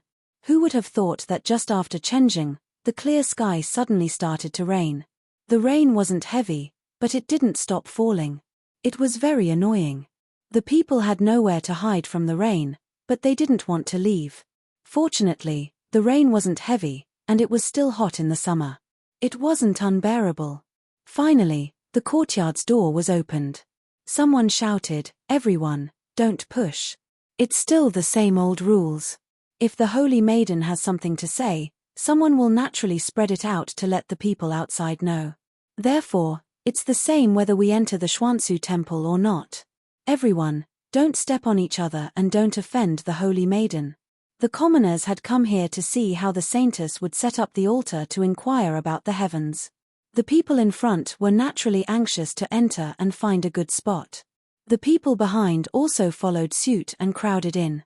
Master Zhong, Huzi, and Mu Jinghu were squeezed so hard that their hats fell off, their clothes were crooked, and Huzi's fake beard was almost squeezed off. After some effort, the three of them finally stood on the arch bridge. From afar, they could see that 100 Daoist nuns were sitting in a circle in the square. In the middle of the circle, there were already incense tables and offerings. To read a novel, please visit Chapter 252. Seeing such a scene, Huzi said in a low voice, "This is quite a grand occasion." Master Zhong felt an inexplicable sense of pride. Of course. The boss had always been a quiet person, but when she was the boss, she was an outstanding decision-maker. Now that she was the saintess, she was naturally an outstanding saintess as well. The time has come. At this moment, someone sang loudly, followed by ceremonial music. Amidst the pitter-patter of rain, Qin Yining, dressed in a snow-white muslin dress, slowly walked out of the hall, surrounded by 8 grey-clothed Daoist nuns. Behind her, the young emperor, dressed in a bright yellow dragon robe, walked out of the hall. Seeing this scene, the commoners all knelt down and shouted, "Long live the emperor! Long live the emperor! Long live the emperor!" Yu Qiyang's heart was filled with lofty sentiments. He felt a great sense of satisfaction as he pointed at the country and encouraged the people with his words. He raised his hand and his gaze fell on Qin Yining, who had already walked to the incense burner table. Qin Yining took out 3 incense sticks, lit them, and inserted them into the incense burner. Then, she formed a Daoist finger gesture that she had just learned. Her white, slender fingers danced in the air. Coupled with her snow-white dress, her finger gestures were extremely beautiful and inexplicably divine. The most shocking thing was that the 3 incense sticks were burning at a speed visible to the naked eye. In the blink of an eye, they were all gone. Disciple of the Qin clan kowtows to the God of Heaven. May the God of Heaven show us the right path. As soon as she finished speaking, nearly 100 Daoist nuns could be heard chanting Daoist scriptures in low voices. The women's voices were like ripples that spread out in circles, making the originally sacred scene even more solemn. Huzi, Master Zhong, and Mu Jinghu saw Qin Yining, dressed in white, and the 8 Daoist nuns behind her, walking in an orderly yet strange manner. They waved their wide sleeves and danced. Their arms swung in the same arc, and every turn they took was the same pace. Qin Yining's dress fluttered in the wind, as if she was about to be blown away by the wind. The scene was so strange, but it also had a sacred beauty. Huzi clicked his tongue inwardly. His future princess consort had learned how to dance. And now, the people really had no intention of disrespecting the Holy Maiden. After witnessing the burning of the 3 incense sticks in the incense burner, and seeing such a sacred and beautiful dance, everyone put their hands together and prayed in their hearts. Qin Yining was so nervous that he almost made a wrong step. This was what he had learned in a hurry just now. Fortunately, she had a photographic memory. She remembered the movements after seeing it once. Although she was unfamiliar with it, the commoners were all amateurs. She could handle it. When they finally reached the last few steps, all 9 of them put their foreheads on the ground and bowed to the altar. At the side, a Daoist nun lit a talisman and began to chant. In the drizzle, the talisman paper burned even brighter than usual. A gust of wind blew, and the half-burned talisman paper was blown into the air, then burned to ashes. This scene made the commoners feel that the gods must have sensed their sincerity. When a Daoist nun reminded him in a low voice, Qin Yining stood up and kowtowed, "Many thanks to God for pointing out the right path. This disciple is endlessly grateful." Hearing Qin Yining's words, the commoners all let out a sigh of relief and looked at the altar with hope. The Yuqi Yang had witnessed the entire process. Up until now, the image of Qin Yining's slender waist and fluttering skirt kept flashing in front of his eyes. It was as if a ball of fire had been lit in his heart. Qin Yining stood up. The 100 Daoist nun retreated to the side like Moses parting the sea, making way for the Yuqi Yang. The Yuqi Yang walked down the red carpet and walked in front of Qin Yining. The commoners could only see the young emperor's elegant and calm demeanor. They could also see the emperor and the holy maiden talking in a low voice. The emperor's face was full of smiles, while the holy maiden respectfully looked down and replied. This scene was very beautiful and pleasing to the eye. Some of the commoners whispered, "The emperor is so handsome. He and the holy maiden are a match made in heaven." Yes. If not for us, the emperor would have married the holy maiden a long time ago for the sake of the stability of the Dayan dynasty. Isn't that so? The holy maiden was originally going to be the empress. For us, she can only cultivate. The commoners were all talking at once. Their hearts were filled with gratitude towards the emperor and the holy maiden. However, deep down, they still felt that this pair was extremely compatible. Master Zhong felt honored when he heard this. His boss's talent was more than enough to be the empress. At least these commoners knew what was good for them. However, Huzi was so angry that his nose was about to become crooked. How could that brainless fool be compared to his Wang Yi? Only Qin Yining was worthy of a hero like Wang Yi, who was skilled in both civil and military matters. Were these commoners blind? Were they stupid? They must have said that because they had never seen Wang Yi's heroic appearance. However, a cowardly and stupid emperor had already intimidated them. If they saw Wang Yi, wouldn't they immediately kneel down and call him immortal? Yuqi Yang and Qin Yining were actually just chatting. Yuqi Yang said in a low voice, "Your dance is very beautiful. We didn't even know that you could dance." Qin Yining also whispered, "Your Majesty, that was not a dance. This subject's daughter does not know how to dance. I was only forced to do so." Yuqi Yang whispered again, "How did that incense burn so quickly?"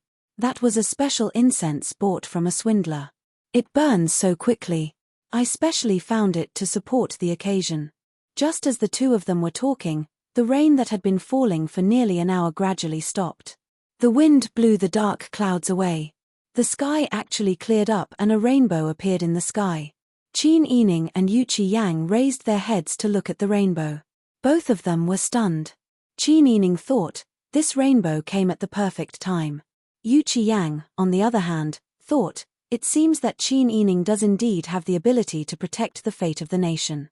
Everything that she solves never fails. Now that there is a rainbow in the sky, it means that she is favored by the heavens. At this moment, the commoners were full of smiles. Originally, it was just a natural rainbow after the rain. Now, in the eyes of the commoners, it seemed to be glowing with a golden light. Qin Yining took a few steps back and stood beside the Daoist nuns. Yuqi Yang, on the other hand, wanted to continue her act. He said loudly, "Everyone, Daoist Master Xuanzu has already told us the method to inform us of the heavens. We will follow this method from now on and will definitely solve everyone's food problem." The commoners were overjoyed. Some of them even cried in excitement. Everyone kowtowed and shouted, "Long live the emperor!" Yuqi Yang returned to the palace. The imperial bodyguards and the imperial guards began to organize the commoners to leave the courtyard. The commoners came full of hope and left happily. In this ceremony, the sky cleared up after the rain, pushing the whole process to a new level of holiness. Outside the courtyard, Mu Jinghu said, "I won't go back with you. I still have to fulfill my promise. That emperor is very interested in the fox's wife. It's better to be careful." Huzi cupped his hands towards Mu Jinghu. "Thank you for your trouble, young Master Mu." Mu Jinghu also cupped his hands in return. Then, he turned around and disappeared into the crowd. Master Zhong and Huzi left together. The courtyard, which had been bustling with noise just now, had now regained its silence. Li Yangyang, who had witnessed the whole process, was already frowning and clenching her fists. She didn't even realize that her fingernails were digging into her palms. For the latest novel updates, please visit the website. Chapter 253. In the main hall, Qin Huayuan and Duke Angua Li Mian had been waiting for a long time. When they saw the emperor and Qin Yining enter, they both came forward to greet the Yuqi Yang. At this time, the Yuqi Yang was still immersed in the excitement of the people's obedience and the auspicious signs from the heavens. When he saw the two people, his face was no longer gloomy as it was when he was worried about money. He waved his hand and said in a light tone, "You may dispense with the formalities." "Thank you, Your Majesty." Qin Huayuan and Duke Angua stood up and retreated. The Yuqi Yang turned around and smiled at Qin Yining. He gently said, "The auspicious signs from the heavens today are all thanks to you." Qin Yining didn't know whether to laugh or cry. It was normal for a rainbow to appear after the rain. Why would the emperor see it as an auspicious sign? Wasn't this too superstitious? Qin Yining hurriedly knelt down and saluted. "This subject's daughter doesn't deserve such praise. The auspicious signs from the heavens are because of the Holy Lord of the Dian. This subject's daughter is only a small woman. Moreover, this subject's metaphysics is something that I learned on the spot. You also know that I don't have the ability to cause auspicious signs from the heavens." The words learned on the spot made the Yuqi Yang laugh uncontrollably. The Yuqi Yang's love for Qin Yining had risen to a new level. Even though she didn't have any romantic feelings for him, she was loyal to the emperor. She didn't use her identity as the Holy Lady to deceive him. Instead, she told him the truth early on. What was true and what was false in order to appease the people.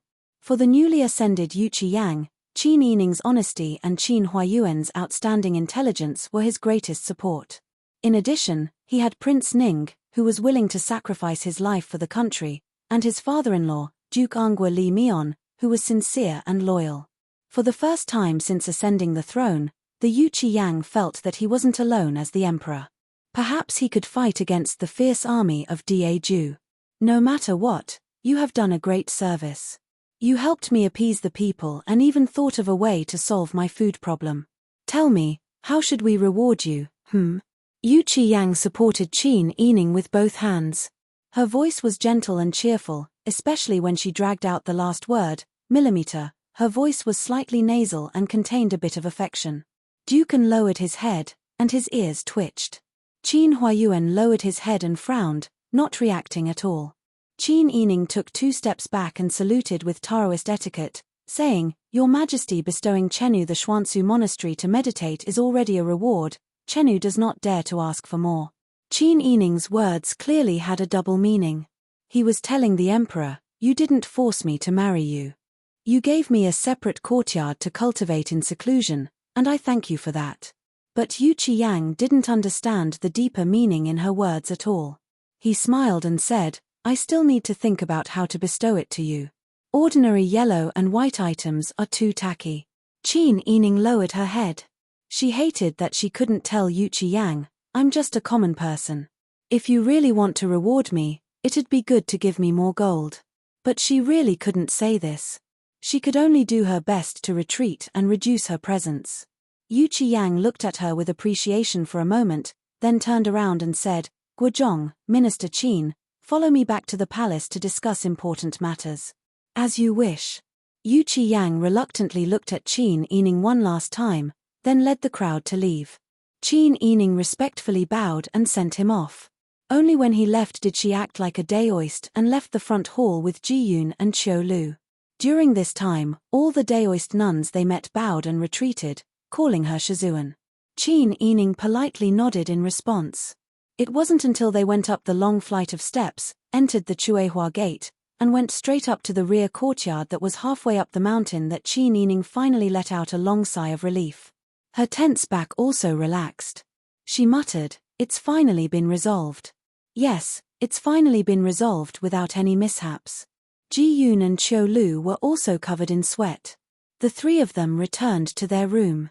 Just as they were about to change their clothes, someone came in from outside and said, reporting to Daoist, "There's an important guest outside." Qin Yining's hands that were about to change her clothes stopped. "Who's here?" Reporting to Daoist, "This subordinate doesn't want to announce the arrival of an important guest." Daoist, "Please go out and welcome them." An important guest that could make the imperial bodyguards keep quiet out of fear. Qin Yining had already guessed a bit. She quickly got up and went downstairs. She quickly walked to the center of the square and knelt down. She loudly said, "This subject respectfully welcomes the Empress." Li Yangyang had been standing at the corner with her personal attendants, Nanny Li, Laurel, and Yu Ji, the great eunuch Liu Bao, and dozens of palace servants. They were waiting for Qin Yining to personally welcome them before they were willing to come in. According to Nanny Li and Liu Bao's advice, since this coquettish woman had an unspeakable matter with the emperor, she must be very guilty. They didn't allow the imperial bodyguards to announce their identities in order to see her guilty expression when she first saw the empress. Who knew that this person would be so smart, kneeling from a distance to welcome them? Could it be that the imperial bodyguards told her? Li Yangyang looked at the imperial bodyguard with dignity. Qin Yining was one step ahead of her to help the imperial bodyguard out of this predicament. She said, replying to Nyang Nyang, "This subject guessed Nyang Nyang's identity first. This subject respectfully welcomes Nyang Nyang for 1,000 years." The imperial bodyguard looked at Qin Yining gratefully and then retreated. Li Yangyang smiled, her eyes shining brightly. Now that she saw Qin Yining being so considerate, wasn't this a method to win people's hearts? Looking at her pure white clothes, which made her look like a fairy, and thinking back to the harmonious scene when she and the emperor looked at each other in the square, as well as the common people's comments about them being a talented man and a beautiful woman and a match made in heaven, Li Yangyang felt as if she was being roasted over a fire. She and the emperor were a deeply affectionate couple. If Qin Yining and the emperor were a match made in heaven, then what was she? "Stand up." Li Yanyan's voice was cold. She used a bit of effort to control her temper and not scream in front of Qin Yining. At this time, Qin Yining was already being stared at by Li Yangyang like there was a thorn in her back. That strong hostility was even stronger than that of the wild beasts in the mountains. It made her entire body tense up. Although she and Li Yangyang weren't close in the past, at least it wasn't to the point where they hated each other. Who would have thought that when they met again after being conferred the title of Empress, she would hold such great hostility towards her? How sensitive was Qin Yining? She immediately guessed the reason. If Pang Xiao thought about someone else after marrying her, she would probably have the heart to kill him. Thinking about it like this, it was really good that Li Yangyang could still maintain her demeanor. And she was forced to become a vixen in the eyes of others. It was really unjust. "Many thanks, Empress Nyang Nyang." Qin Yining stood up and respectfully stood to the side. She expressed her respectful and humble attitude, "The weather is hot. Would Nyang Nyang like to have tea in the hall?" Seeing her attitude, Li Yangyang was even angrier. She was so humble, wasn't she guilty? In any case, when a person has a prejudice against another person, no matter what the other person does, it is wrong. Li Yangyang entered the hall with a cold face. Mema Li and the head eunuch Liu Bao supported her on the left and right. When they passed by Qin Yining, they snorted coldly and looked at her from the corner of their eyes as if they were looking at trash. Chapter 254. Qin Yining followed the Empress up the red stairs. When no one was looking, he quickly glanced at Qiu Lu. Qiu Lu was stunned at first, then she understood and stopped. She retreated without leaving a trace. When everyone had entered the main hall, she turned and walked quickly to the Chuehua gate. She first went to find the 4 boxes that Qin Huayuan had arranged. Qin Yining personally brought tea to Li Yangyang. He smiled and said, "There are only some Longjing tea here before the rain. It can't be compared to the tea before the rain. Please don't mind." Li Yangyang took the plain white teacup and put it on the square table beside her. Her right hand, which was wearing a golden armor, picked up the lid of the teacup and played with it. Her eyes, which were full of hostility, fell on Qin Yining. "It seems that you are living well here. Didn't you come to pray for the country's cultivation? Why don't you focus on cultivation? Why do you have the mind to care whether this tea is before the rain or before the rain?" Qin Yining's smile faded. He said gently, "Even cultivation needs to survive. If drinking tea can affect cultivation, I'm afraid that people outside the cultivation world would have banned tea a long time ago. Does the Empress think that cultivators shouldn't drink tea? You have a glib tongue." The Empress's hand that was playing with the lid loosened. The white porcelain lid fell on the teacup with a ding sound. A few drops of tea splashed on the back of the Empress's hand. "The tea is too hot. I am not like Zhenren Xuansu who has immortal flesh and bones. I can't protect the fate of the country, so I don't have the ability to protect myself. I can't drink such hot tea like you."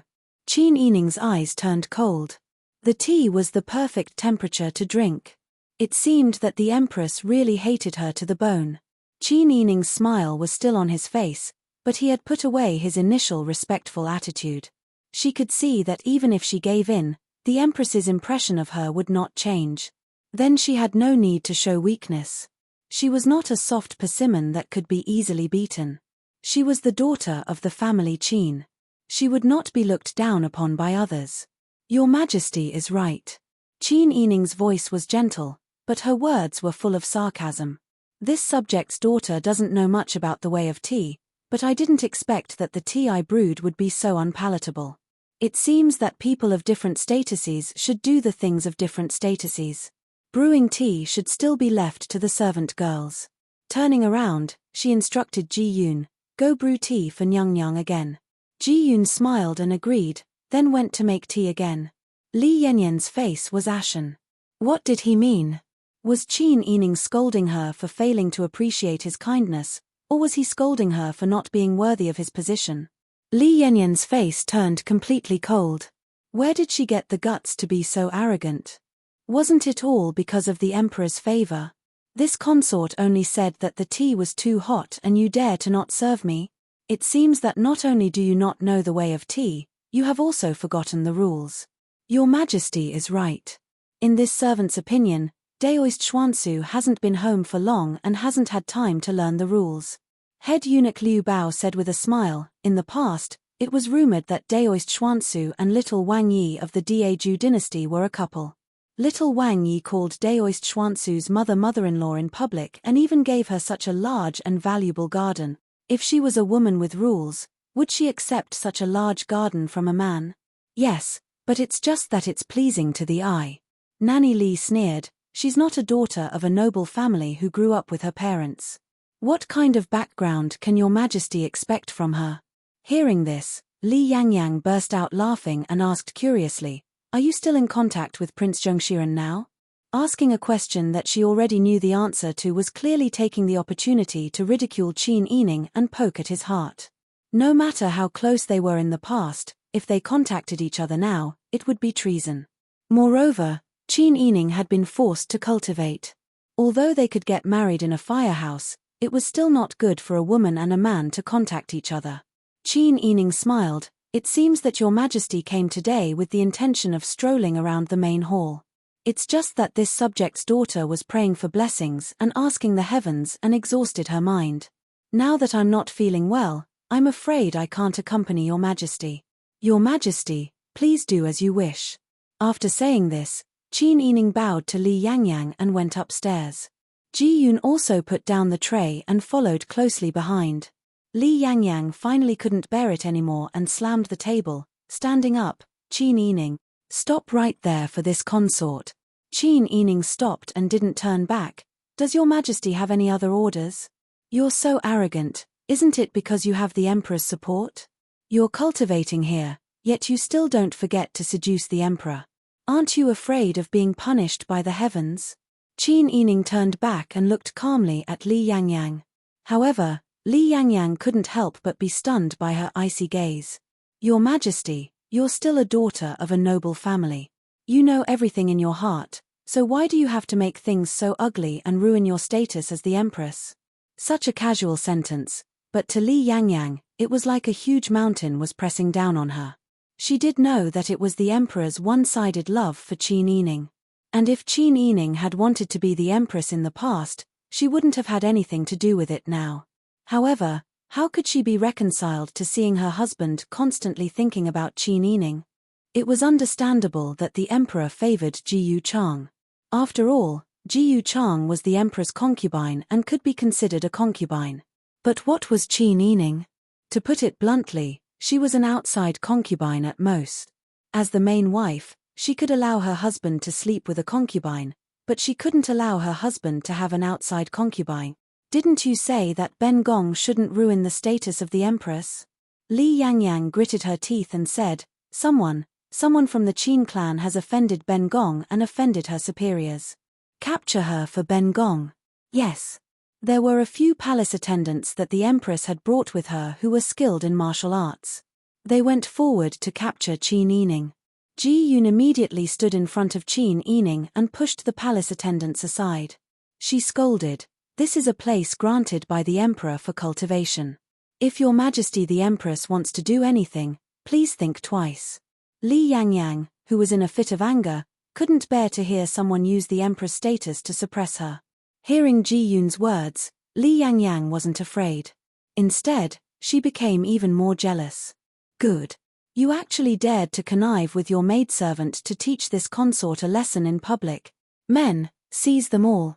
The moment the empress finished speaking, the guards she had brought with her were about to charge in, but they were stopped by the boxer that Qiu Lu had called over and the imperial guards that had been ordered to guard this place.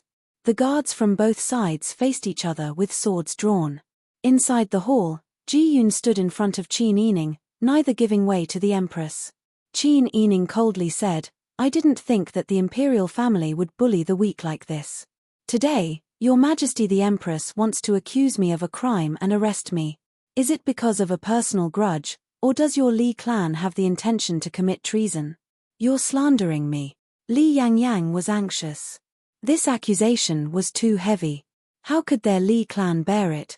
If your Li clan doesn't have the intention to commit treason, why does Your Majesty the Empress look like she wants to tear me to pieces today? Did Your Majesty forget that I came here to cultivate? Your Majesty hurt me. Could it be that you don't care about the fate of the nation? Li Yanyan's heart skipped a beat. Her heart that had been unable to calm down due to her jealousy finally calmed down.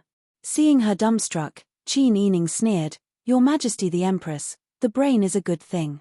Remember to bring it with you the next time you go out. After saying this, he ignored Li Yangyang and turned to go upstairs. To read a novel, please visit Chapter 255. Li Yangyang looked at Qin Yining's back and gnashed her teeth in hatred. She really wanted to have Qin Yining dragged out and beaten to death. However, the big hat of Li family's treason made her unable to breathe. She didn't dare to touch Qin Yining at all. Otherwise, she would become a sinner who disregarded the fate of the country. So, you're going against this consort right now, which means that your family Qin is going against my Li family. Li Yangyang chased after a few steps and looked up at Qin Yining on the stairs. She wanted to give him a taste of his own medicine. Qin Yining didn't stop and didn't look back as he said, Isn't it Nyang Nyang who came to find trouble with this subject's daughter today? He had already reached the second floor and closed the grill door of the stairwell. Li Yanyan's face immediately turned red. It was unknown whether it was from anger or embarrassment. Nanny Li was furious. As she rushed upstairs, she cursed, There's actually such a shameless wanton woman in this world. She didn't forget to seduce the emperor when she was cultivating. She actually became arrogant because of his favor and was so disrespectful to the empress. If such a sorcerer is left in this world, wouldn't it ruin the atmosphere of the boudoir? Ji-yoon listened until the veins on her forehead popped out. She blocked the stairs and pushed Nanny Lee, who was rushing over, back 2 steps. "This nanny, please clean your mouth. With which eye did you see my Junren become someone else's concubine?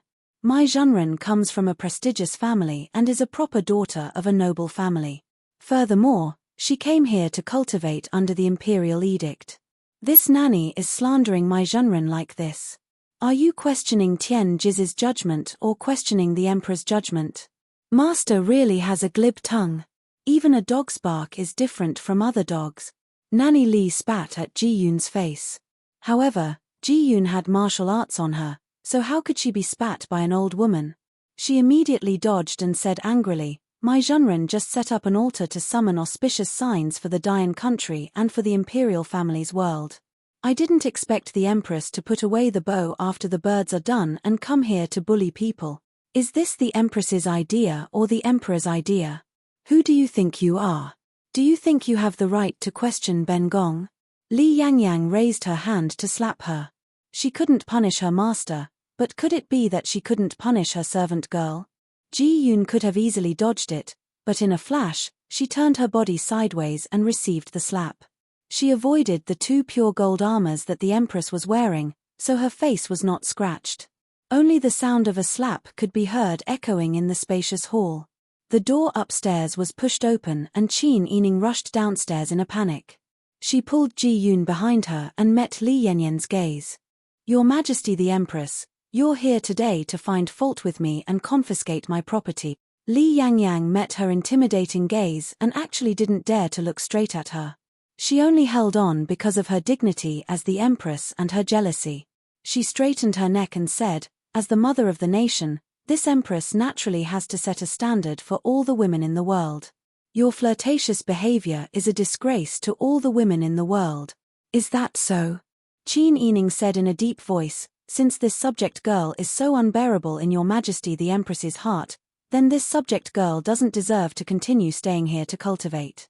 Someone, quickly enter the palace and report to His Majesty that I want to return to Qin Manor immediately and ask for His Majesty's permission." "Yes." One of the guards standing outside the hall quickly walked out. It was the one that Qin Yining helped her out just now. Li Yangyang was a bit flustered.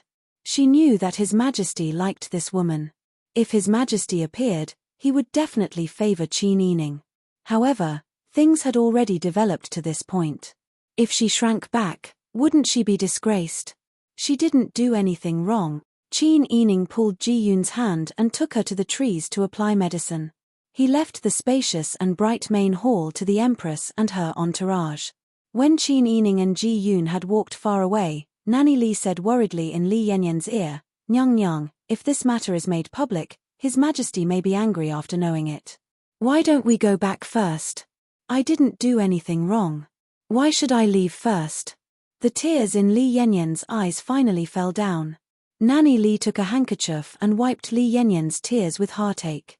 She continued in a low voice, "But Nyang Nyang, that little hussy is eloquent. I'm afraid that she will turn black into white and put all the blame on us. Nyang Nyang, you and His Majesty just got married. Don't make His Majesty unhappy. Won't that affect the relationship between you and His Majesty? That little hussy will take advantage of you for no reason." Li Yangyang sniffled and cried out. She felt much better and calmer. "I understand what Nanny means. Don't worry. If she dares to slander me later, I will teach her a lesson." Hearing that Li Yangyang still wanted to wait here for the imperial edict, Nanny Lee hurriedly persuaded, "Nyang Nyang, it's better to avoid her for now. She is here. Are you afraid that you won't have a chance to deal with her in the future?" When Li Yangyang heard this, she hesitated. In fact, she was now regretting why she came face to face with her today. As the Empress, she lowered herself to go against a court lady. Not only did it lower her status, but it was also easy for people to talk about her. What's more, if she wanted to kill Qin Yining, she could use other methods, such as drugging or assassination. Why did she have to let everyone know that she didn't like Qin Yining? No wonder before she got married, her mother repeatedly told her not to be impulsive and to learn how to deal with things calmly. But she showed such a big flaw as soon as she came. The more Li Yangyang thought, the more flustered she became. The anger she couldn't suppress just now disappeared. She slowly nodded and said, "It's a good idea to avoid her and then make a decision." "That's right." Nanny Li said loudly, "Nyang Nyang, you don't feel well. Why don't this servant serve you back to the palace?" Li Yangyang held Nanny Li's arm and led the palace servants out of the hall. But at this time, she unexpectedly came face to face with an unexpected person. "Emperor, Emperor?" Li Yangyang stood in the same place and looked at Yu Qiyang, who came back in front of her. For a moment, she didn't know what to say. It was Nanny Li who pulled her back. Li Yangyang hurriedly knelt down and saluted, "This concubine greets Emperor." Yu Qiyang stood with his hands behind his back. He didn't ask Li Yangyang to get up, but asked, "Why are you here?" When Li Yangyang heard this, she felt as if her heart was being cut by a knife. She had to put on a meek and humble appearance, replying to Emperor, "This concubine heard that there was an important matter in the courtyard today. So, this concubine specially came to see how Qin Maimai would deal with Wen Tian." "Then what did you see clearly?" Yu Qiyang looked at her coldly. "Emperor, this concubine is slow-witted. This concubine just came to visit Qin Maimai. The visit you speak of is to stand in front of her door, question her ability, and question my judgment. In my opinion, Ang Gong didn't teach his daughter well enough." Li Yangyang felt as if she had fallen into an ice cave in an instant. She looked up at Yu Qiyang in disbelief. It should be known that this kind of punishment was more humiliating than a direct slap. Qin Yining and Ji Yun had been kneeling in front of the door for a long time at this time. Yu Qiyang frowned and was about to reach out to help, but Qin Yining knelt down and retreated. "Emperor, please leave this concubine a way out."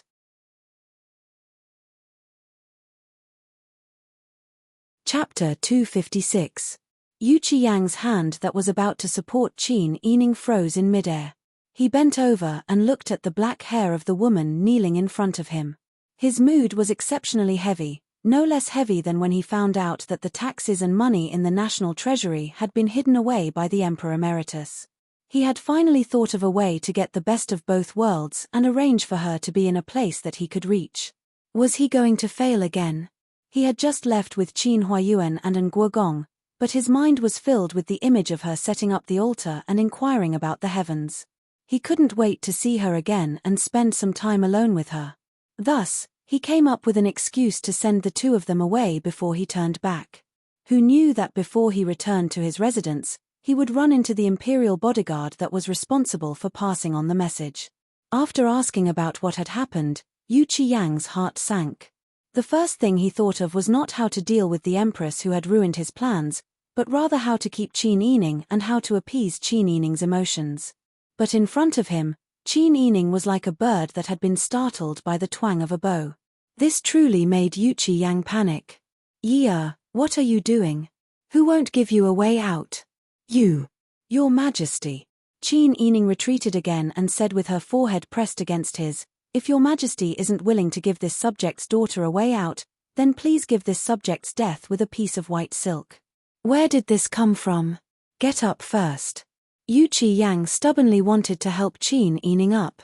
Qin Yining retreated and said while kneeling, "Your Majesty, this subject's daughter is endlessly grateful that you have bestowed this subject's daughter to cultivate at the Xuansu Monastery. This subject's daughter is very happy to be able to do something for the country.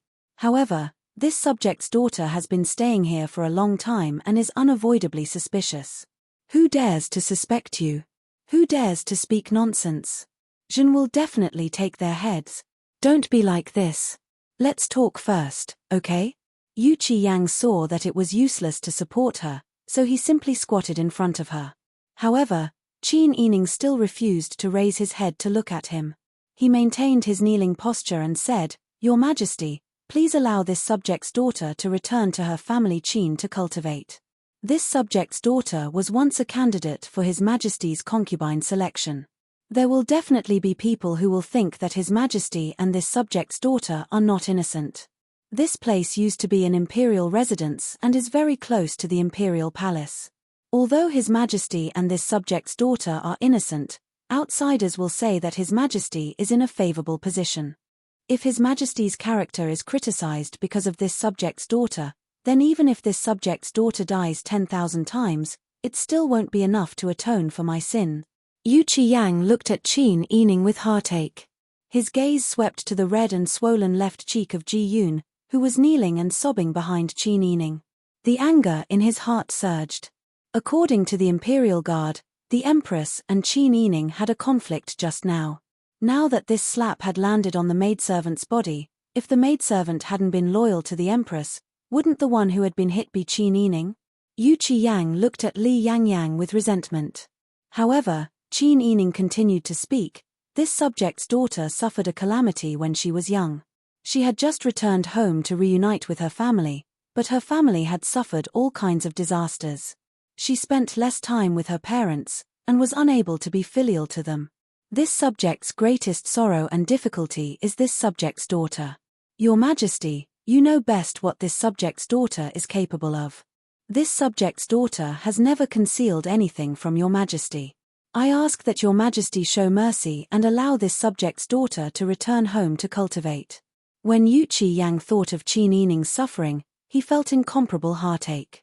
However, he really couldn't bear to let her go. Once Qin Yining returned to the Qin manor, it would be as difficult as ascending to the heavens for them to meet again. There would be no chance for them to meet in private. However, when he saw Qin Yining's maidservant's swollen face after being hit, he thought of her background and pride. Thinking of her past, Yu Qi-yang really couldn't bear for Qin Yining to be criticized outside after suffering so much. The Empress was Yu Qi-yang's wife, and she still suspected that Qin Yining was a mistress he kept outside. What about those people who didn't understand his character? Would they think of them even more unbearable? For a moment, Yu Qi-yang felt as if a knife was being twisted in his heart. I ask for your Majesty's permission. Qin Yining began to kowtow. Yu Qi-yang pursed his lips and closed his eyes. In that instant, he thought of many things. He thought of Qin Huayuan's strategy, Qin Yining's intelligence, the Qin family's contributions to the court, and how resolutely Qin Yining had treated him that day in the palace. Actually, it was already impossible for them to be together in an open and honest manner. The only hope he had was that she would change her mind and give him a chance to pursue her. But now, it seemed that this simple wish of his could no longer be realized.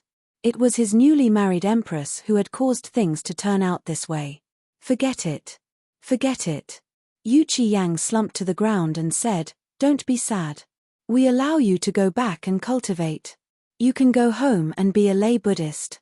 We will continue to leave Xuansu Temple for you. After today's events, Xuansu Temple will become even more popular. If you want to come, you can stay here for a while. We won't force you." When Qin Yining heard this, he could finally relax. She hadn't done what he wanted. But Li Yangyang had come with ill intentions, and their relationship couldn't be reconciled. She didn't feel any pressure when dealing with someone who was hostile to her. Thus, when she saw that Li Yangyang was losing patience with her, she used words to anger Li Yangyang. She could take advantage of Yu Qi-yang's heartache and anger to let her go. As for how Yu Qi-yang would deal with Li Yangyang, she believed that as long as Yu Qi-yang had the slightest bit of intelligence, he wouldn't do anything to Li Yangyang. After all, the Prince of Ning was seriously ill. The next person who could lead the army to resist Daeju was Li Yanyan's father, Li Mian. There was no reason for the emperor to use Li Mian to fight, but punish his daughter. Seeing that the emperor had finally relented and said that he wouldn't force her, Qin Yining kowtowed respectfully. "This subject thanks your Majesty for granting my wish." Yu Qi-yang's heart was bleeding. He had granted Qin Yining his wish, but who would grant him his wish? He angrily turned around to look at the main culprit who had caused this situation. Yu Qi-yang really wanted to strangle Li Yangyang to death. With the help of Eunuch Lu, Yu Qi-yang stood up. Just as he was about to speak, someone rushed in from outside. When he reached the door, he knelt down and kowtowed with tears and snot flowing down his face. "Your Majesty, the Prince of Ning, he has passed away." "What?" Yu Qi-yang's vision turned black and he stumbled back 2 steps. Fortunately, Eunuch Lu was smart enough to support him. Yu Qi-yang and the Prince of Ning had a deep relationship. After the shock of not being able to accept this, His tears began to fall. Imperial uncle, Zhen has let you down. Your Majesty, you mustn't hurt your body from crying.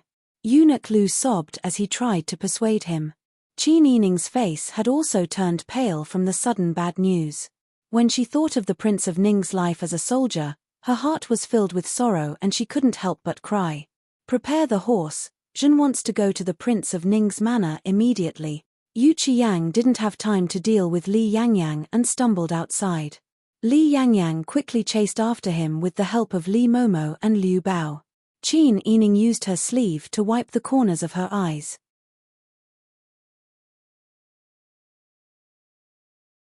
Chapter 257.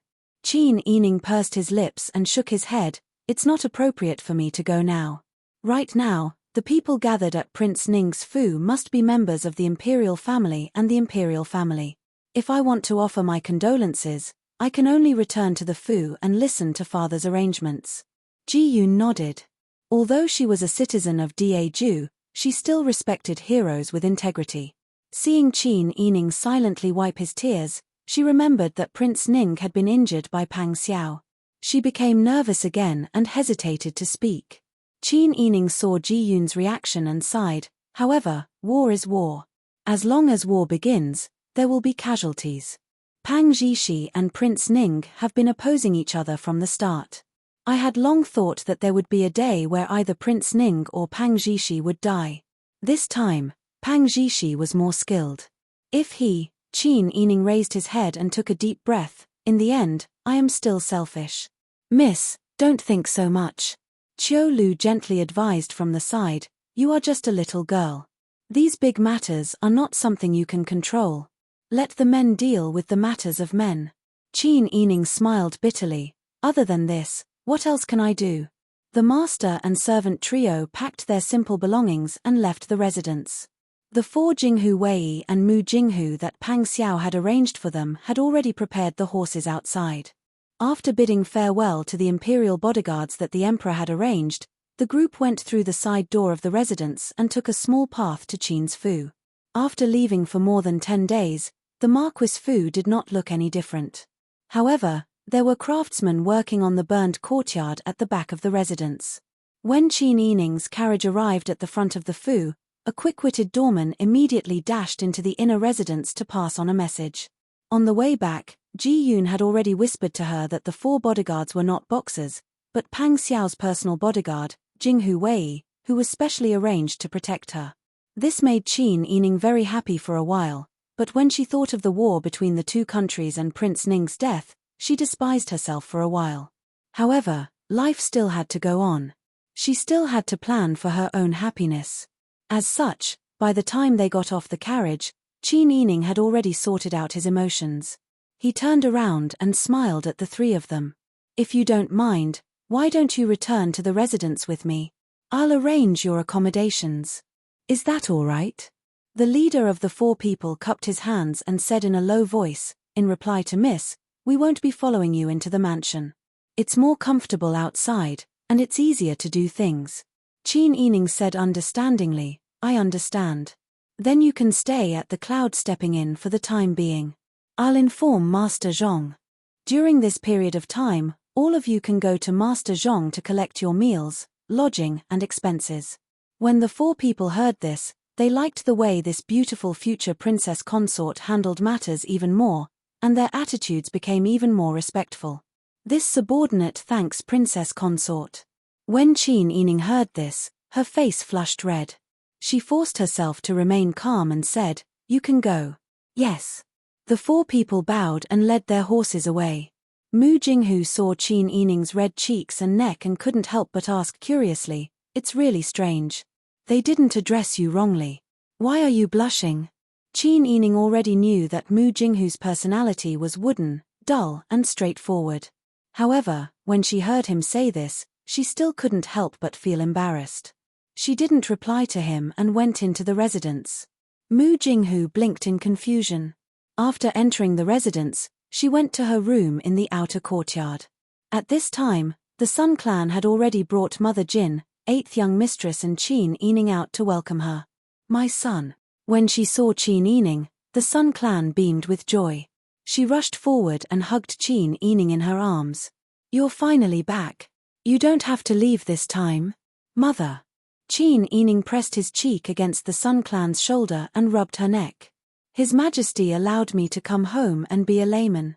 Mother, I've troubled you these days, haven't I?" The Sun Clan had been at odds with the Dowager Duchess for the past few days.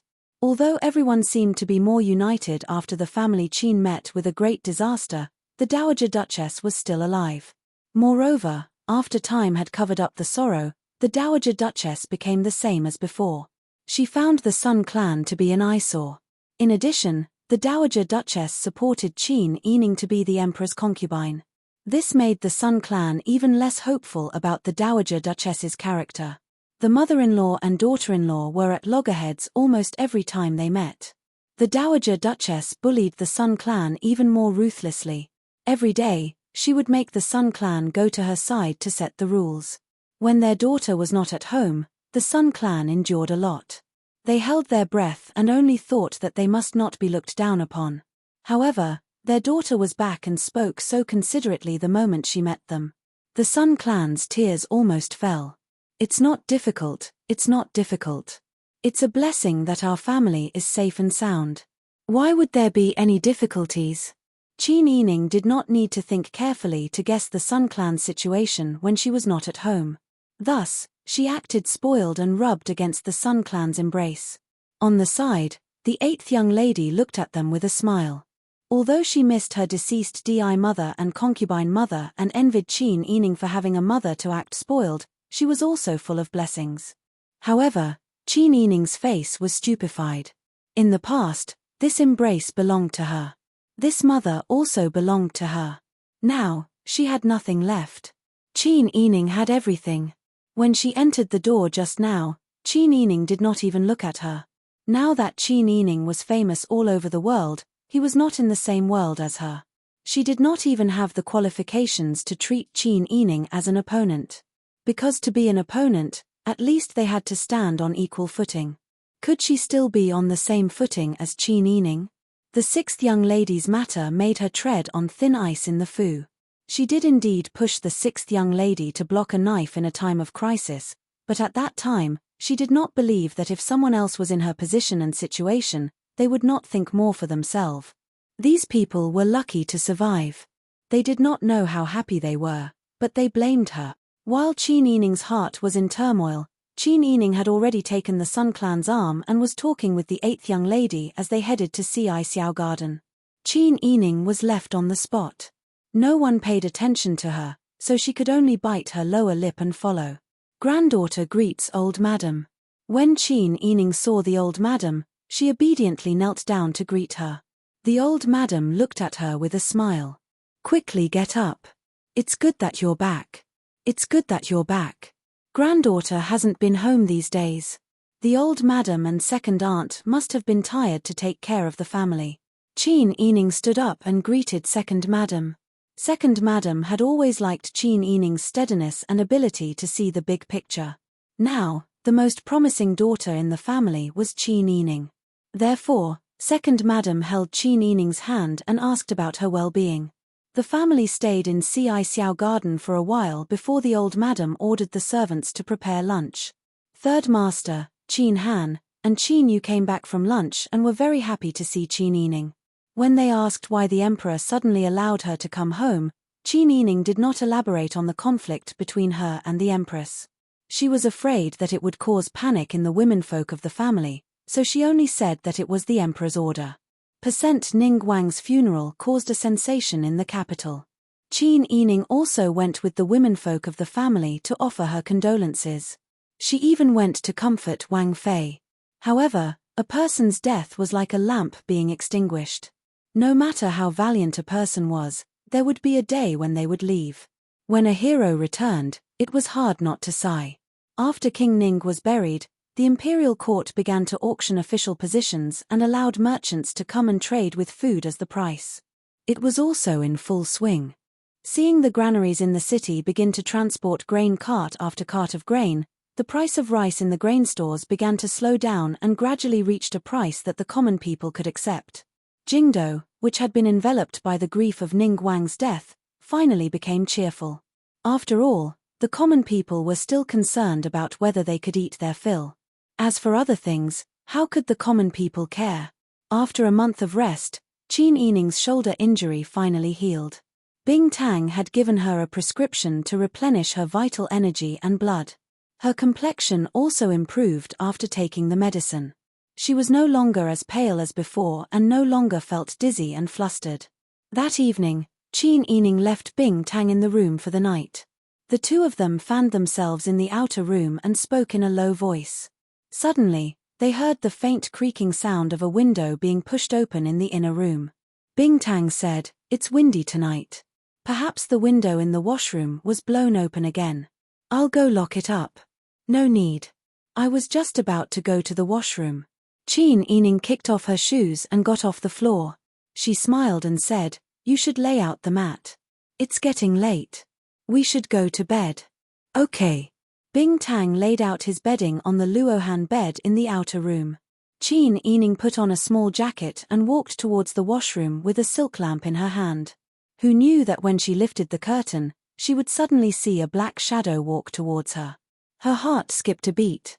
Just as she was about to cry out in alarm, she was pulled into the man's embrace. A large hand covered her mouth. A familiar yet strange smell, with a hint of grass, smoke, and blood, overbearingly occupied her senses. Qin Yining's body couldn't help but tremble. "It's him." His scorching lips landed on her neck. Pang Xiao's deep voice sounded in her ear, "Sister Yi, I'm here to see you." Qin Yining's heart was racing. She almost lost her grip on the silk lamp in her hand. Luckily, Pang Xiao caught the lamp quickly and blew it out. The lights were bright, and it was easy to see the figure on the window lattice. If they wanted to be safe, they could only feel the darkness. "Are you crazy? The situation in the city is so tense at this time. How can you enter the city? Aren't you afraid of being caught by them?" Qin Yining said anxiously. Pang Xiao chuckled. His lips pressed against her earlobe, and he replied in the same tone, "If you didn't come, I would have gone crazy. Let me see if your injury has healed." As he spoke, he reached out to check Qin Yining's shoulder. Qin Yining's face was red with embarrassment. She quickly grabbed her clothes and said in a low voice, "It's all healed. It's all healed. Don't be like this." Bing Tang heard the commotion outside and asked curiously, "Miss, what's wrong?" He was about to come in with the lamp. Qin Yining hurriedly said, "I'm fine." She looked at Pang Xiao hesitantly. She didn't know what he had planned. Pang Xiao laughed. He pulled Qin Yining's hand and walked outside. He said in a low voice, "It's me." Bing Tang's eyes widened in shock. "Wang Yi? Why are you here?"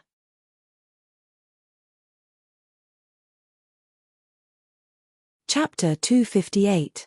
Pang Xiao had lost a lot of weight, and the contours of his face had become deeper and more defined. His long eyebrows that reached his temples covered his pair of bright phoenix eyes. When he looked at Qin Yining, his gaze was so gentle that it was as if he could drown in it.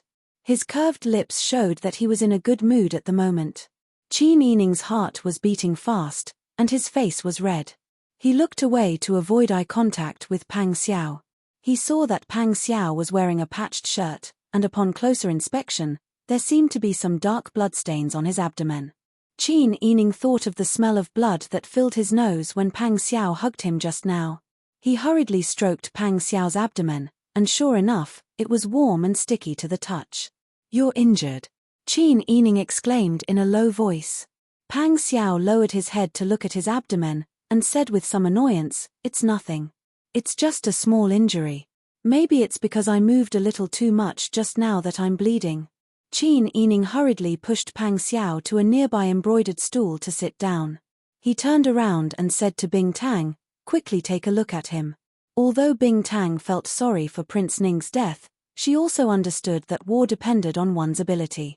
On the battlefield, swords and knives had no eyes. Therefore, she nodded without hesitation and went to get the medical kit. Qin Yining looked around, lowered his eyes, and said, "It's not convenient here. Come with me." They definitely needed to light a lamp to check the injury, but if they lit a lamp here, the people outside would clearly see the shadows in the room. Qin Yining took Pang Xiao's hand and led him to the inner room. He pulled up the gauze curtain outside the step bed and led him to the inner room to sit on the edge of the bed. Her bed was made of carved red sandalwood and was divided into 2 rooms. The inner room had a large bed that was big enough for 2 people to roll around on. The outer room had a small table, a low cabinet, and a footrest. Both the inner and outer rooms were covered with a layer of gauze curtains that blocked out the light. When placed there, it was like a small independent room in the bedroom. As long as the outer curtains were drawn and the light was lit in the middle of the bed, there was no need to be afraid of being seen.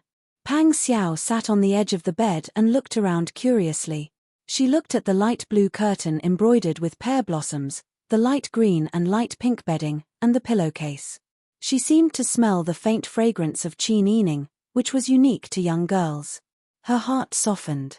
Then he looked at Qin Yining, who was wearing a snow-white silk robe and a long skirt, which made her look even more delicate and delicate. He couldn't help but feel pity for her. "You've lost a lot of weight." Qin Yining smiled and said, "Aren't you the same?" She put a silk lamp on the small table, took a match, and bent down to light it. The slightly open neckline revealed her delicate collarbone, and the angle of her head made her small face look even bigger. As she bent down, her soft long hair slid from her shoulders to the front. The warm light was on. Looking at Qin Yining, Pang Xiao felt that the fatigue and anxiety of this period disappeared. Qin Yining went back to get 2 more lamps and lit them up. The bed was very bright, and she covered the gauze curtains tightly. "Let Bing Tang take a look for you." Pang Xiao just looked at her in a daze. He was stunned for a moment before he reacted and smiled. "Then I'll take off my clothes." As he spoke, he looked at Qin Yining with shining eyes, as if he didn't want to miss any changes in her expression. He slowly unbuttoned his clothes. His actions were like a silent seduction, which made Qin Yining blush. She whispered, "You're not serious. Doesn't your wound hurt?" "It doesn't hurt. When I look at you, I forget all the pain." His eyes were still fixed on Qin Yining. Qin Yining finally gave in and turned her head away from him. If she didn't want to check on his injury, she would have gone out of the room. Pang Xiao knew that going too far was as bad as falling short, so he stopped teasing her. He took off his shirt and threw it aside, revealing his muscular arms and bandaged abdomen. He was tall and straight. Although he looked thin, he was a typical example of flesh without clothes. However, at this moment, Qin Yining had no time to appreciate the smooth lines of his shoulders, neck, and arms. As soon as she saw the red bandage on his abdomen, her heart clenched and her whole body turned cold. "How did you get hurt?" Her voice was trembling. Bing Tang had already started to unwrap the bandage. Pang Xiao let Bing Tang do it and smiled at Qin Yining comfortingly. "It's okay. I was cut by Ning Wang, but it's not a big deal. It's all better now. What about you? I heard that your injury was very serious. Plus, your family has been through a lot lately, so it's no wonder you lost so much weight. I really wanted to come and see you, but the 2 armies were at war, so I couldn't leave my post easily. I was also afraid that if I came here, I would be discovered and cause trouble for you." Pang Xiao sighed, swallowing back the part about Yu Qiyang's plan to make Qin Yining the empress. He laughed and said, "Fortunately, recently your emperor has been selling his official position, and the newly appointed commander-in-chief Li Mian is as timid as a mouse, not daring to accept the challenge. That's why I was able to blend in with the coolies carrying the gunny sack to enter the city to see you." Qin Yining listened to Pang Xiao's evasive words and said sadly, "I'm fine. What's important is you. Swords have no eyes on the battlefield. You must be careful." "I know. Don't worry. The person who can kill me, Pang Zhishi, hasn't been born yet." Pang Xiao smiled gently at her. Qin Yining asked Bing Tang, "How's his injury?" Bing Tang was taking out a small knife from the medicine box. He frowned and sneered, "Wang Yi, if you don't take care of yourself, next time, I'll make a hole in your stomach. Your wound is infected and you have a fever. How dare you run around and let your wound reopen again and again? Even if you want to die, don't let my daughter bear the sin." As a doctor, he was most angry with patients who didn't take their own bodies seriously. Pang Xiao's symptoms were the same as Ning Guang's. They were both knife wounds, blood loss, and infection. The difference was that Ning Guang's injury was more serious and he was older. Pang Xiao only had this one wound, and he was young and strong. Bing Tang's mood was particularly heavy when he saw this kind of injury. He didn't hold back with his words. Pang Xiao was a little embarrassed after being scolded. "I just wanted to see your daughter. If I didn't come, I would get lovesick again." Bing Tang snorted, "If you don't want to die young and let my daughter become a widow early, I advise you to listen to me and take care of yourself. My daughter doesn't want to be an empress and doesn't want glory and wealth. Do you want to be sad for the future?" Pang Xiao touched his nose and looked at Qin Yining apologetically. "I've made things difficult for you these days, haven't I? It's my incompetence to let you be caught in the middle." Qin Yining shook his head with tears in his eyes. "What are you saying? You didn't lie to me. When I promised you, I knew this would happen. It's not your fault." She watched as Bing Tang deftly treated Pang Xiao's wound. He scraped away the rotten flesh, disinfected it with alcohol, stitched it up, applied medicine, and bandaged it. After this series of actions, she felt pain for him just by watching. Even her hands and feet were cold. However, Pang Xiao didn't even frown. He still looked at her with such a warm gaze, as if he cherished every opportunity to see her. Qin Yining's heart ached, but there was nothing he could do for him. He couldn't help but cry.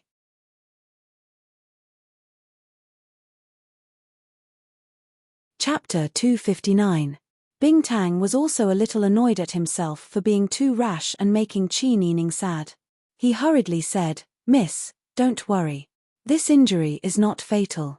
This servant spoke so harshly only to make Wang Yi more alert. "I know." Qin Yining wiped his tears with his sleeve and forced a smile. "Quickly treat him. I'll go ask Ji Yun to prepare some supper." Qin Yining was about to leave. "Don't go. I'm not hungry." Pang Xiao finally managed to enter the city to see her. How could he bear to let her out of his sight? Nonsense. Since you sneaked into the city and had to avoid the spies around my house to see me, you definitely won't have a chance to eat properly. Bing Tang said that you still have a fever. You can't be careless about your health. Qin Yining said this and couldn't help but blush as he added, "I'll be back immediately." After saying that, he turned around and lifted the curtain to go out. Pang Xiao recalled Qin Yining's teary and blushing face. He couldn't help but giggle foolishly for a while. Then he said to Bing Tang, "Don't say this in front of your miss in the future. Otherwise, you'll make her sad." Bing Tang snorted, "My miss is very smart. Do you think that just because she doesn't speak much, she doesn't understand anything? She just doesn't say anything. If you really want my miss's good, then please take care of yourself. Since you've already chased my miss across a country, then don't make her sad. My miss's health isn't good either." Pang Xiao didn't know this, but sometimes, he couldn't help it when he was in this position. "How's her injury?" "She lost too much blood and hurt her foundation. She needs to recuperate for a period of time. With the identity of my miss, there will always be endless troubles to deal with. She has too many worries. What kind of person can live a long life while being depressed all day long?" Pang Xiao frowned worriedly. Bing Tang continued, "Let's not talk about the distant past. Last month, there was no food in the city, and the commoners somehow found out that the retired emperor had hidden the money. Tens of thousands of people rushed to the Xuanzu temple to ask our miss what had happened. Just thinking about that scene is frightening. Miss is not an official of the imperial court. You just have an empty title. His Majesty failed to marry Miss and ordered her to cultivate in anger. This gave the common people a reason to make things difficult for Miss. If Miss had said anything wrong that day, I'm afraid you would have been cursed and trampled by the people. Then, you would have given the emperor an idea, and the empress would have made things difficult for you. For example, this kind of thing is very common. Even if Miss is a female Zhuge Liang, your heart would still be tired." At this point, Bing Tang rolled her eyes at Pang Xiao and carefully bandaged his wound. Then she said, "Our girl has a hard life, and you don't let her be at ease." Bing Tang was always on Qin Yining's side, so her words were naturally a little exaggerated. However, it was not far from the truth. How could Pang Xiao not know about Qin Yining's hardships? He frowned and did not say anything. Bing Tang tidied up his medical box, wrote a prescription, and handed it to Pang Xiao. This servant will go and boil the medicine. Then, she left. She gave him a strong dose of medicine. She hoped that Pang Xiao would think more about Qin Yining in the future. At this moment, Qin Yining and Ji Yun came in with freshly cooked brown sugar millet porridge. Together with the soup dumplings and a few side dishes, they placed it on the small table. Ji Yun moved a square table over and placed it on the bed. Then, she bowed and left. She closed the 2 curtains around the bed and went outside to guard it. Qin Yining passed a pair of chopsticks to Pang Xiao and sat beside him with a fan. She first draped her light green jacket over Pang Xiao's shoulders and gently fanned him while watching him wolf down the food. I've asked Bing Tang. You must go back and recuperate well. Don't fight again unless you have no other choice. If you fall ill, it will affect your whole life. Who will you cry to when you're not feeling well at your age? Of course I'll cry to you. Pang Xiao ate the soup dumplings quickly and elegantly. Qin Yining couldn't help but smile and shake her head. I can listen to you cry, but I can't suffer for you. So you must take good care of yourself. Are you promising me a lifetime? Pang Xiao stopped eating and looked at Qin Yining with burning eyes. Qin Yining recalled their conversation just now and realized what she meant. She blushed and hit him with the fan. Hurry up and eat. You'll have good medicine after you finish eating. Fortunately, my body hasn't fully recovered and I have to take medicine all day. Brewing medicine won't attract attention. You can stay here after you take the medicine later. Pang Xiao laughed and said insincerely, I can leave after I see you. It's so dangerous outside. You're injured. How can I let you go out without worry? Qin Yining rolled her eyes at him. You're still pretending to be innocent. Do you want me to say that? Will you refuse to stay? Of course not. Pang Xiao laughed. I just want to hear more from you. You're so sly. Qin Yining also laughed. After Pang Xiao had a full meal, Qin Yining went to get him a cup of tea to rinse his mouth and a wet handkerchief to wipe his face. Pang Xiao sat on the bed and watched as she busied herself like a little wife for him. His heart was already filled with happiness and longing. Sister Yi, don't be busy. Let's talk. Pang Xiao took her hand and let her sit on his lap. Qin Yining twisted uncomfortably, but his arm wrapped around her waist like an iron hoop. She couldn't break free and could only sit for a while. She said unwillingly, What are you doing? This is such a big bed. Is there no place for me to sit on? Let go of me. Don't move. Pang Xiao's muscles were tense. He didn't want to be overly emotional because of the beauty in his arms. He said, I just miss you. Even if I stay here tonight, I will find a chance to leave the city tomorrow. We don't spend much time together. Don't hide from me. Thinking that he was leaving tomorrow, Qin Yining was reluctant to part with him. She didn't refuse and obediently leaned on his shoulder. Pang Xiao held her with one hand and looked down at her black hair leaning on his shoulder. He couldn't help but raise his other hand and gently caress her cheek. Don't worry. I will end this war as soon as possible. The sooner it ends, the less suffering we will suffer. The sooner the people can live a peaceful life. Qin Yining lived in the city and didn't have to worry about food and clothing. Naturally, she didn't know what was happening outside. Pang Xiao didn't have the heart to tell her. However, in the midst of war, even if military discipline was emphasized, there were still many people who died because of accidental injuries or various reasons. Qin Yining knew that she couldn't ask him about military matters. After all, they were still on opposite sides. If he said too much and something went wrong, it would definitely cause unnecessary suspicion and conflict between them. Therefore, she only said, everything will go according to destiny. As long as you are safe, you can do whatever you want. Pang Xiao was moved. He kissed the top of her head and said, I know. Miss, the medicine is here. Ji Yun's voice came from outside. Qin Yining's face turned red. She hurriedly broke free from his arm and got up to get the medicine. At this moment, she heard the Sun Clan's voice outside. Bing Tang is brewing medicine. Is Sister Yi feeling better?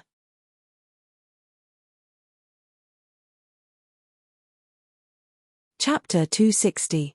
Qin Yining put down the bowl of medicine and hurriedly pulled Pang Xiao's hand.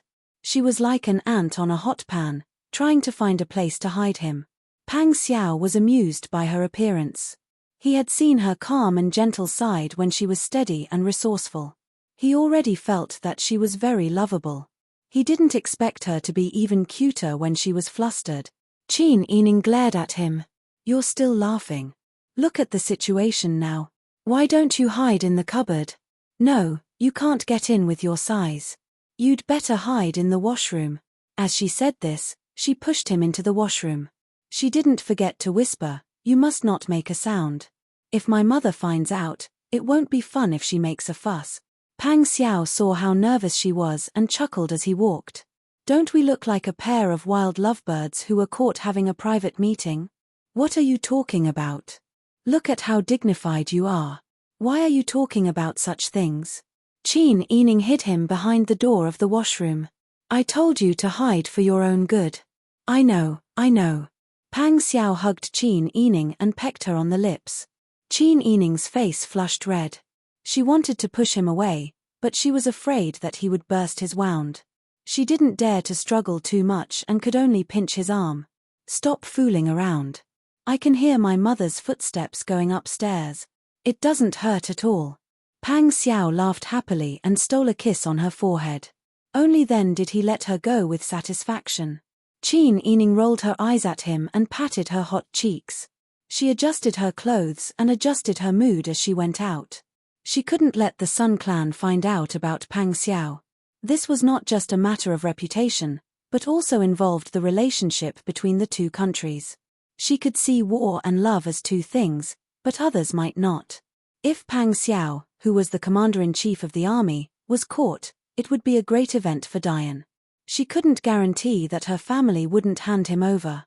Since he dared to take the risk to see her, she couldn't let him be in danger because of her. By the time they reached the door, Qin Yining had already adjusted his emotions. The Sun Clan had also gone upstairs under the care of Mother Jin and Bing Tang. "Mother, why are you here at this time?" Qin Yining smiled and held the Sun Clan's arm. The two of them sat down in the outer room.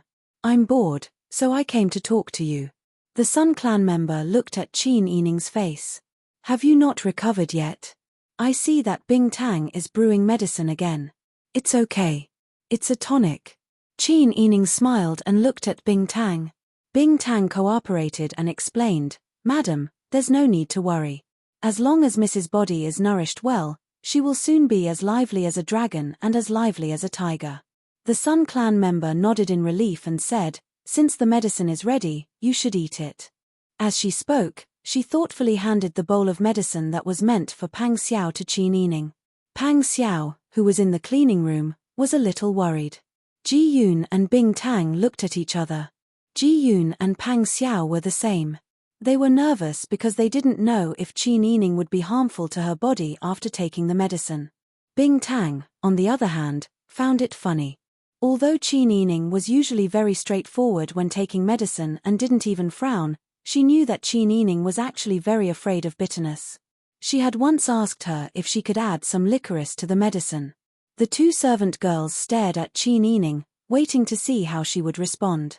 Qin Yining calmly placed the bowl on the table and said, "I'll eat it later. This medicine is too hot. Also, I just took another medicine." Bing Tang said that these two medicines can't be taken so close together. Ji Yun sighed in relief and secretly praised Qin Yining's quick-wittedness. Bing Tang lowered her head and began to hold back her laughter. Qin Yining pretended not to see the expressions of the two servant girls. She smiled and asked the Sun Clan member, "Mother is usually asleep at this time. Are you worried about father today?" "Yes." The Sun Clan member nodded gloomily.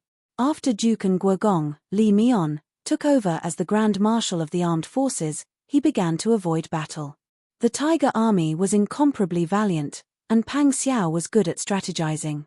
Compared to him, Dukan Guogong was much less courageous than Prince Ning. In the past month, he had suffered countless losses.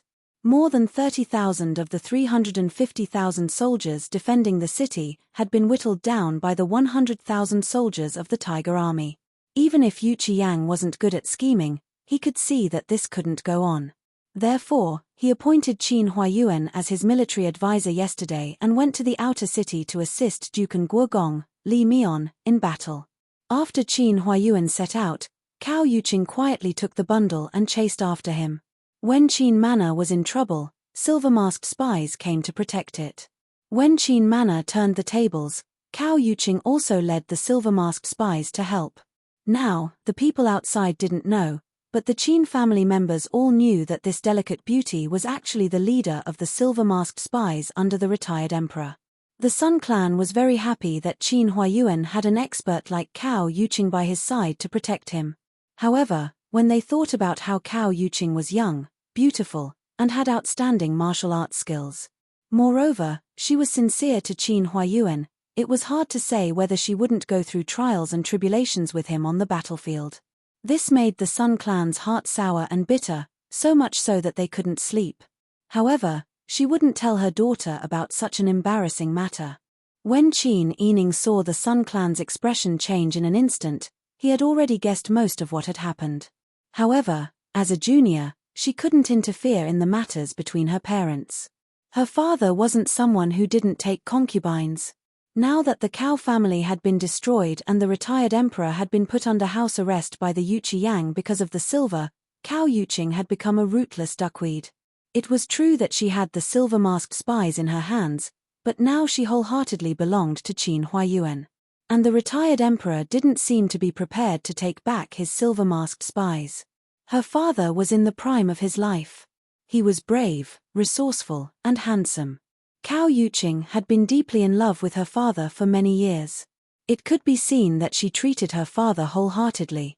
In the past, she was restrained by the retired emperor, but now that there were no more worries, it wasn't unacceptable for her to become soft. However, no matter how reasonable this matter was, it was still painful for the official wife. She wanted to persuade her mother, but since the Sun clan didn't say anything, she didn't want to make them sad. She could only say, "Mother, don't worry. I heard that these 2 days, Dukan has begun to avoid the war. Father naturally isn't in any danger. Even if there is a war, Father doesn't have to go to the front lines. You can rest assured." The Sun clan nodded. She forced a smile and chatted with Qin Yining for a while. However, she lost interest in talking after a while and left with Mother Jin. Qin Yining sent the Sun clan downstairs. When he returned to his room, his mood was a bit heavy. When he reached the door, he remembered that Pang Xiao was still in the room. He turned around and said to Ji Yun and Bing Tang, "You two go rest. You don't need to sleep tonight." Bing Tang raised his eyebrows and smiled at Qin Yining. That smile was very teasing, causing Qin Yining's face to turn red. Ji Yun also held back her laughter, but her actions were very loyal to her master. She bowed and pulled Bing Tang away. When Qin Yining pushed open the door, he was actually a bit nervous.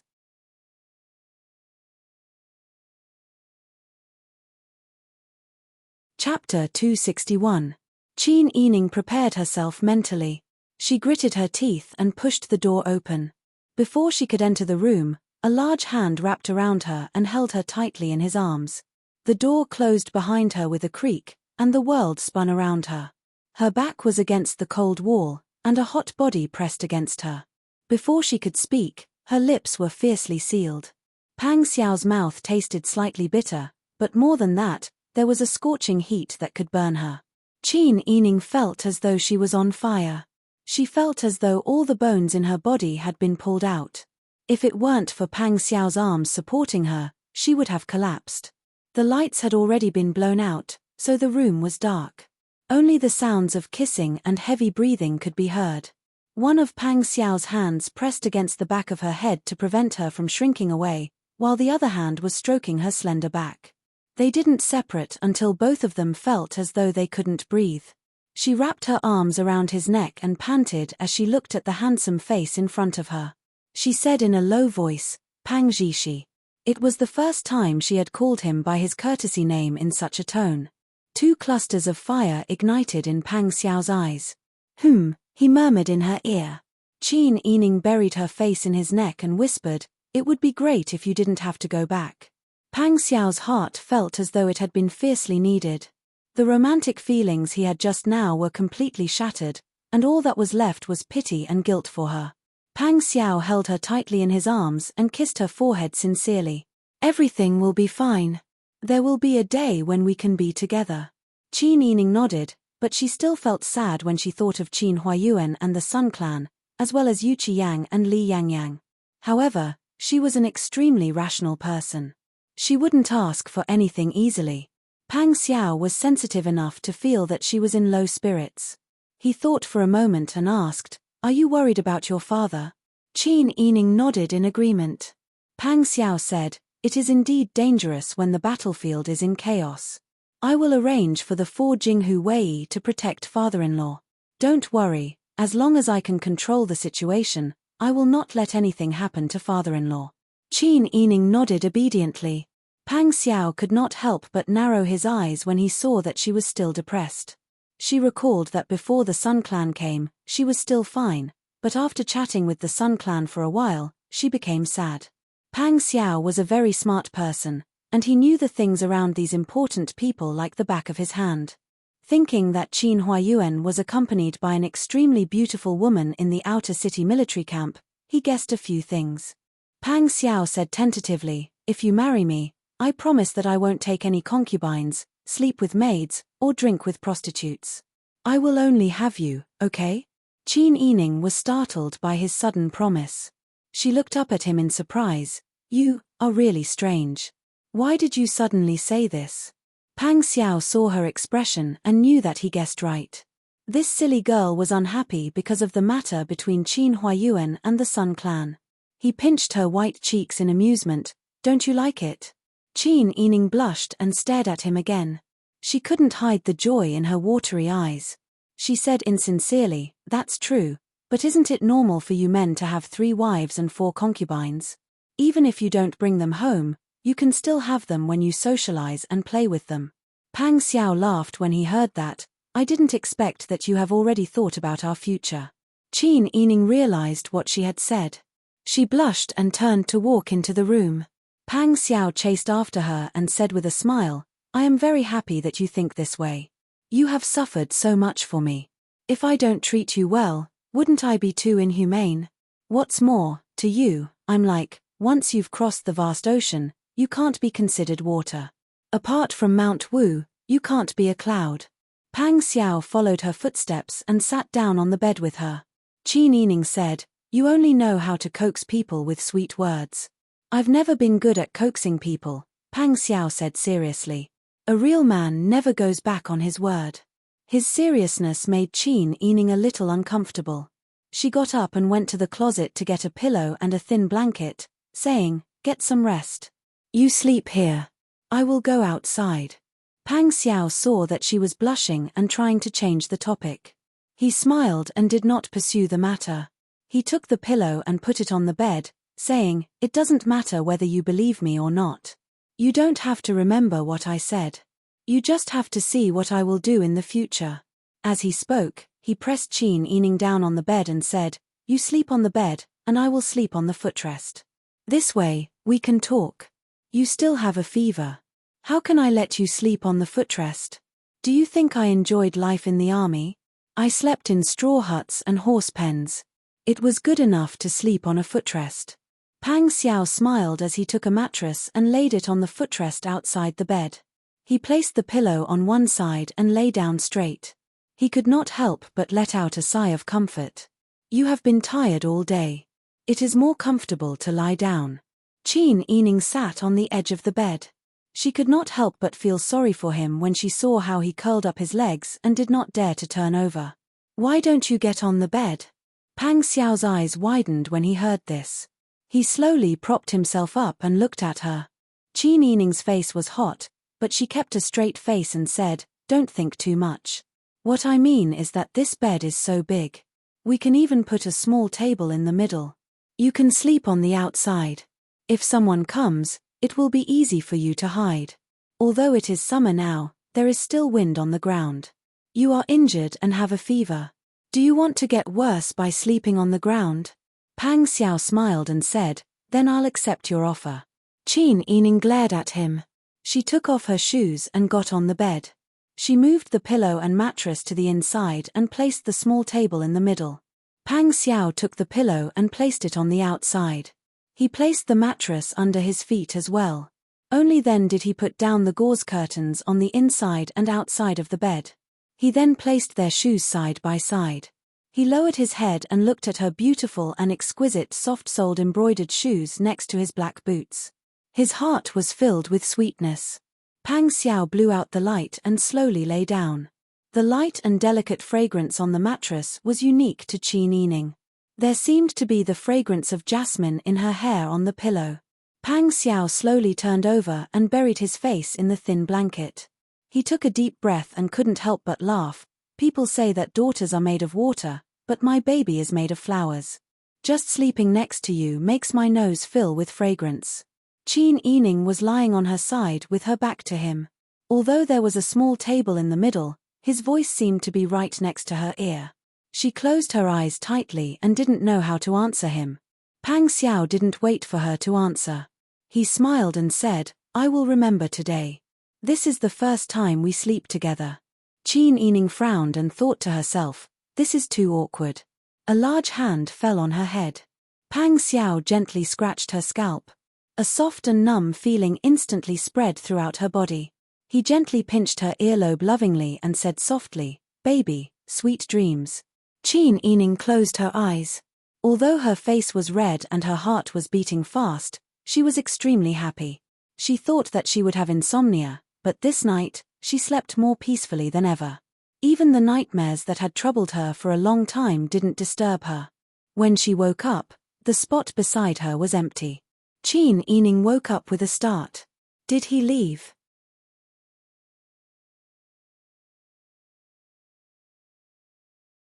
Chapter 262.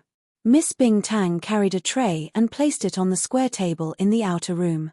Then, she went into the inner room, pulled up the curtains, and hung them on the crabapple flower hooks. Qin Yining asked, "What time is it now?" "Miss, it's already early morning. I actually slept for so long." "That's right. Miss hasn't slept so deeply in a long time. Wang Yi even said that he didn't want this servant to wake you up and let you sleep until you woke up naturally." Bing Tang giggled as she put on a small jacket for her. Then, she gently pushed the long hair that was pressed under the jacket to the outside. "Miss, did Wang Yi do anything to you last night, bad girl?" Qin Yining blushed as she glared at Bing Tang. Bing Tang laughed even more happily. When Ji Yun and Qiu Lu heard Qin Yining get up, they also came in to help her wash up and comb her hair. Although they didn't ask directly like Bing Tang, their expressions were somewhat mocking.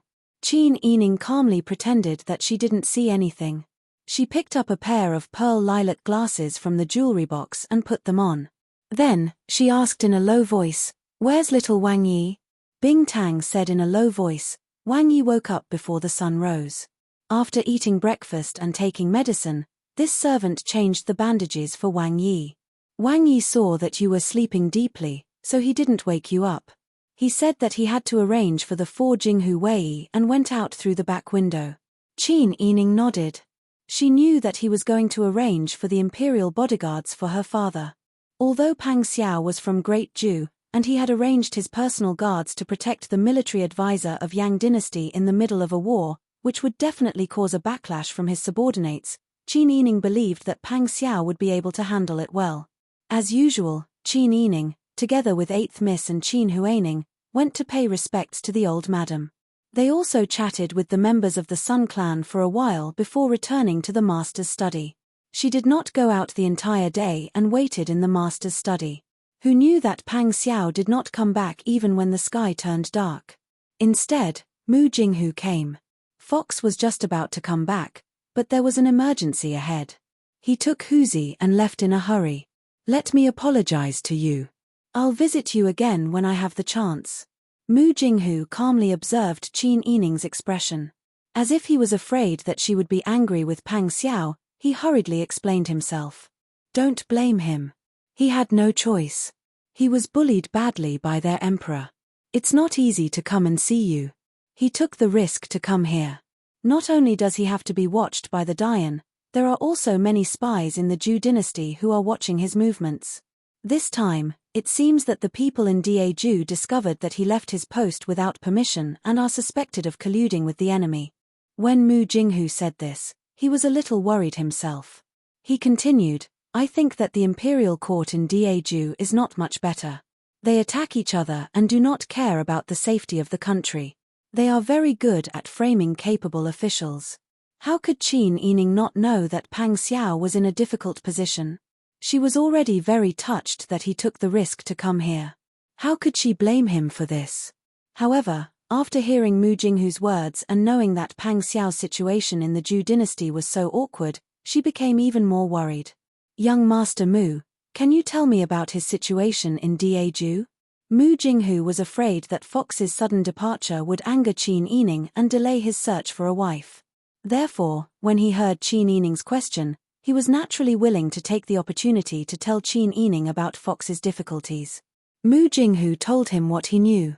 When you were in Dian, you saw how he led his troops and rampaged around. You thought that he had elite soldiers under his command, prestige in the army, and fame outside, and that he was indeed very impressive. However, you did not know that he was actually suppressed by their emperor. Back then, their emperor Li Chitian, Marquis North pacifying Ji Zheyu, and Fox became sworn brothers. You know about this, right? Qin Yining nodded. This matter is known to the whole world. But you definitely don't know why my martial uncle gave the three of them the order. It happened to be a chaotic time. The demon Fox came to the mortal world to cause chaos and destroy the destiny of the previous dynasty. The three malefic stars, Tan Lang, Qi Shuo, and Po Jun, assisted the Emperor Star of Ziwei to reach the top and created a world of peace. This Tan Lang landed in the northern grasslands. As for Po Jun, Qi Shuo, and the Emperor Star of Ziwei, they should be with Li Chitian, Ji Zheyu, and Fox. You said that your martial uncle gave them the order? You are Tian Jiz's martial nephew? Qin Yining was very surprised. Mu Jinghu covered his mouth. His face was blank, and he looked as if he had swallowed a raw egg. He had let it slip. For the sake of Fox's wife, he had even revealed his own identity. Seeing his expression, Qin Yining immediately said in an extremely understanding manner, Young Master Mu, don't worry. Since you are being honest with me, I will definitely not reveal your identity. Only you and I will know what young Master Mu said today. Mu Jinghu looked at Qin Yining's sincere eyes and nodded slowly. He said, all right, then I will believe you. Anyway, you won't know that my martial uncle and I are actually. He stopped abruptly. Mu Jinghu hit his head. In his excitement, he almost blurted out, my martial uncle and I are actually master and disciple. Mu Jinghu awkwardly changed the topic. He said, after my martial uncle gave them the order, they thought that they would be able to achieve meteoric success. However, when Li Chitian ascended the throne, my martial uncle hurriedly left. Can you guess why? Qin Yining's brain was already spinning rapidly. His expression immediately became serious. He lowered his voice and said, could it be that Pang Zhishi is the Emperor Star of Ziwei? Mu Jinghu said in surprise, how did you think of that? How are you so smart? He was as cunning as a fox. Qin Yining knew that he could not speak half-heartedly when dealing with the somewhat slow-witted young Master Mu. He had to be blunt. Since he had already revealed that he was Tian Jiz's martial nephew, he could not hide anything either. This is what young Master Mu said just now. Young Master Mu said that Zhishi's situation in Daju was difficult, and you also mentioned the Tian Jiz's order. Then, the reason why Emperor Zhu wanted to make things difficult for Zhishi was one of the reasons. In addition, young Master Mu mentioned the order of the three stars, Pejuan, Chisha, and Ziwei. The answer is self-evident. I have always heard that Li Chitian is cautious and suspicious. He is calm and thinks a lot. Why would an emperor develop a suspicious personality? There is only one reason, and that is because he has a guilty conscience. Qin Yining narrowed his eyes and said, he did not obtain the throne properly. Naturally, he would be worried day and night that someone would replace him. It seems like everyone wants to scheme against him. Mu Jinghu gave him a thumbs up in admiration. That's why they say that people of the same family will not enter the same house. You and the fox are both equally smart. It is indeed so. When my martial uncle found out that the real Emperor Star of Ziwei did not ascend the throne, he fled. Perhaps you knew all this before, or perhaps you did not.